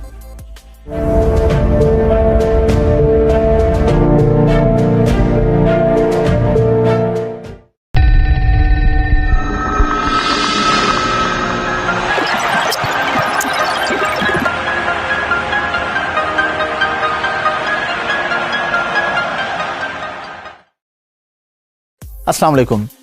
आपको याद होगा पिछली कुछ वीडियोस में हमने सीखा था, हमने बात की थी प्रॉक्सी मार्केटिंग में, जिसमें मैंने आपको बताया था कि हम लोग गिव अवे करते हैं, प्रोडक्ट फ्री में देते हैं या डिस्काउंटेड रेट पे देते हैं सेल वेलोसिटी जनरेट करने के लिए। अभी हम उस टॉपिक पे प्रॉपर बात करें गिव अवेज पे। प्रॉक्सी मार्केटिंग और चीज थी, उसके अंदर कहीं ना कहीं गिव अवे आया था। अभी हम बात करें स्पेसिफिकली गिव अवेज पे। गिव अवेज क्या होते हैं? हीलियम 10 में मैग्नेट हमें बताता है कि आपको याद होगा मैंने जब हीलियम 10 सिखाया था तो उसमें मैग्नेट का मैंने आपको पूरा अच्छे तरीके से सिखाया था, पूरा उसका चार्ट दिखाया था, बताया था कि कौन से कॉलम में क्या है, ये क्यों होता है, इसका क्या मकसद होता है। अभी मैं आपको इस वीडियो में दोबारा दिखा देता हूँ कि गिव अवेज हमारे पास शो कहाँ पे होते हैं। अभी थोड़ी देर के बाद हम सिस्टम पे जाके देखते हैं। तो गिव अवे हमें मैग्नेट बता देता है कि फॉर एग्जाम्पल एक प्रोडक्ट है, मैग्नेट ने हमें कहा कि इस पे आप 800 गिव अवेज दें और इसको बोलते हैं CPR 8 डेज गिव अवे, यानी 8 दिनों में वो हमें कहता है अगर आप 800 गिव अवे करेंगे तो आपकी प्रोडक्ट रैंक हो जाएगी। तो 8 दिन में 800 का मतलब है कि डेली के 100 अगर आप डेली का देंगे आपकी प्रोडक्ट रैंक हो जाएगी। अच्छा, ये कोई हार्ड एंड फास्ट रूल नहीं है कि आप ये करेंगे तो जरूर ही रैंक हो जाएगी। हो सकता है उन दिनों बाकियों के सेल वेलोसिटी बहुत अच्छी जा रही हो, आप रैंक ही ना हो पाए, और ये भी हो सकता है बाकियों की डाउन हो, आपकी वैसे इतनी अच्छी हो जाए कि 800 क्या आप अभी 300 करें और आप रैंक हो जाए। अच्छा, गिव अवे आप करने का मतलब ये भी हरगिज नहीं है कि 100% फ्री में देने हैं। अमेज़न ये चाहता है कि अगर अमेज़न आपको बताता है कि अगर आप इतना करेंगे तो आप रैंक हो जाएंगे। अब हो सकता है आपकी प्रोडक्ट में जान इतनी हो, आप PPC पे अच्छे पैसे लगा रहे हो, PPC से आपको अच्छी कन्वर्जन आ रही हो, तो आपके 400 ऑर्डर ऑटोमेटिकली आ जाए। अगर हम 800 की एग्जांपल लेते हैं गिव अवेज की, 400 आपके ऑर्गेनिक ऑर्डर आ गए तो अब आप 400 गिव अवे करेंगे। बेसिकली आप सेल वेलोसिटी पूरी करके दिखाएंगे कि जी देखें इतने लोग मेरी प्रोडक्ट बाय कर रहे हैं। हम PPC में प्रॉपर सीख चुके हैं कि PPC कैसे ऑप्टिमाइज होती है, किस तरीके से आप अच्छे कीवर्ड्स को मजीद बेहतर कर सकते हैं, उन पे मजीद अच्छा क्लिक रेट ला सकते हैं, उस पर मजीद कन्वर्जन ला सकते हैं। ये सारी चीज़ें हम PPC में सीख चुके हैं। अगर आपको कोई कन्फ्यूजन हो तो आप जाके PPC के लेक्चर दोबारा देख सकते हैं, उसमें आपकी चीज़ क्लियर हो जाएगी। तो गिव अवेज बेसिकली हम लोगों ने फ्री भी कर सकते हैं। आप डिजिटल कूपन की मैंने आपको बात की थी पिछली कुछ वीडियोस में, तो आप चाहें तो डिजिटल कूपन के थ्रू करके भी तो गिव अवेज आप ऐसे भी कर सकते हैं कि 400 आपके PPC से आगे, 200 आपने डिजिटल कूपन बना लिए, 200 आपने 100% फ्री में दे दिए। फेसबुक ग्रुप्स बनाए, वहां पे जाके आपने ऑफर किया कि जी हमारी प्रोडक्ट है, आप इसको फ्री में ले लें और इसके अगेंस्ट हमें ऑनेस्ट रिव्यू चाहिए। ये बात आपने हमेशा माइंड में रखनी है कि आपने कभी भी बायर से 5 स्टार रिव्यू नहीं मांगना, क्योंकि ये गलत बात है, ये इलीगल है। आपने बायर को कहना है कि मैं आपको प्रोडक्ट फ्री में दे रहा हूं या 90% या 50% ऑफ पे, मुझे इसके अगेंस्ट आप अपना ऑनेस्ट रिव्यू दें। तो ऑनेस्ट रिव्यू में आपको पता चल जाता है एक तो अपनी प्रोडक्ट का, इसके 2 नुकसान है अगर आप उससे 5 स्टार मांगते हैं तो। एक तो वो इरिटेट होगा कि जी ये फ्री में दे के इसके अगेंस्ट 5 स्टार मांग रहे हैं, इनको तो ऑनेस्ट मांगना चाहिए। दूसरा नुकसान ये होगा कि अगर आपकी प्रोडक्ट में कोई प्रॉब्लम है तो वो आप आइडेंटिफाई नहीं कर पाएंगे, आपको पता ही नहीं चलेगा, क्योंकि उसको फ्री में मिली, उसने 5 स्टार दे दिया। अब जब कोई बंदा पे करके लेगा तो वो नेगेटिव देगा अगर कोई मसला है। तो हमने ये हमेशा ख्याल रखना है कि हमने बिल्कुल ऑर्गेनिक रिव्यू मांगना है। ऑर्गेनिक रिव्यू में क्या होगा कि हमें पता चल जाएगा कि अच्छा अगर हमारी कहीं पे मिस्टेक थी, कहीं पे हमारी कोई गलती थी, तो हम उसको रेक्टिफाई कर लेंगे। रेक्टिफाई करने के बाद हम जब नेक्स्ट ऑर्डर प्लेस करेंगे तो हम सप्लायर को बताएंगे कि ये गलती पैकिंग में या प्रोडक्ट में ये वाली गलती अब नहीं होनी चाहिए। तो मैग्नेट में हमें ये पता कहाँ से चलता है, आइए देखते हैं। चलिए जी, हम लोग स्क्रीन पे आ गए हैं और यहाँ पे आके अब हीलियम 10 हम लोग प्रॉपर सीख चुके हैं। हम लोग आए, टूल्स पे क्लिक किया हमने हीलियम में और मैग्नेट पे चले गए। अच्छा, अब ये थोड़ा सा चेंज हो सकता है जब हमने शुरू में देखा हो तो ये और तरीके से आ रहा हो, अभी कहीं और लिखा आ रहा होगा। तो ये मैं आपको बहुत सी वीडियोस में बता चुका हूँ कि इसका इंटरफेस चेंज हो सकता है, ये कोई बड़ी बात नहीं है। अब हमने यहाँ पे आके कीवर्ड लिखा पिलो, पिलो लिख के एंटर किया हमने और हमने कहा जी रन न्यू सर्च। ये इसलिए कि ये भी मैं आपको पहले बता चुका हूं कि मैंने यहाँ पे पिलो पहले ढूंढा हुआ था, तो उसने कहा मैं पहले वाले रिजल्ट दिखाऊं या अब रिसेंट आपको रिजल्ट दिखाऊं। अच्छा, यहाँ पे हमने देखा ये CPR, ये होता है CPR 8 days गिव अवे। 64 आ रहे हैं जी मेरे पास पिलो के कीवर्ड पे। हो सकता है जब आप ये वीडियो देख रहे हो तो ये CPR 8 day गिव अवे यहाँ पे आ रहा हो, राइट साइड पे कहीं भी आ सकता है।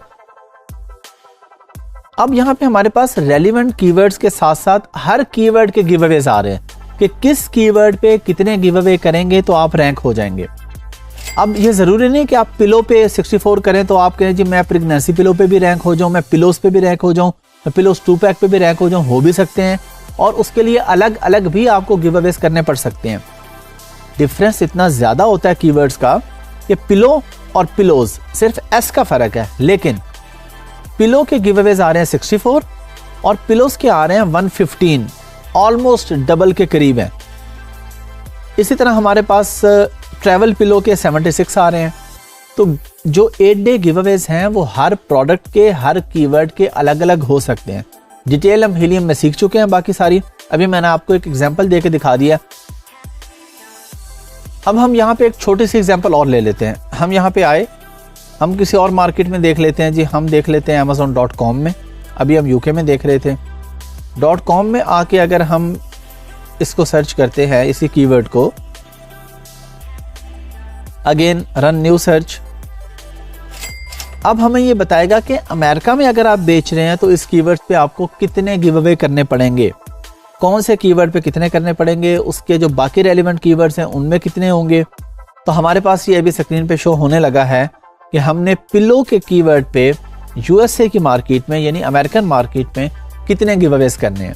ये मैंने आपको बताया कि हर मार्केट के अलग अलग होंगे। अब देखें, पिलो के ही कीवर्ड पे वो हमें कह रहा है कि गिव अवेज आपको करने पड़ेंगे 237 अमेरिका में, लेकिन अगर आप UK में करते हैं तो सिर्फ 64। इसका क्या मतलब है कि UK मार्केट में Amazon पर निस्बतन कंपटीशन कम है, USA मार्केट में कंपटीशन ज्यादा है।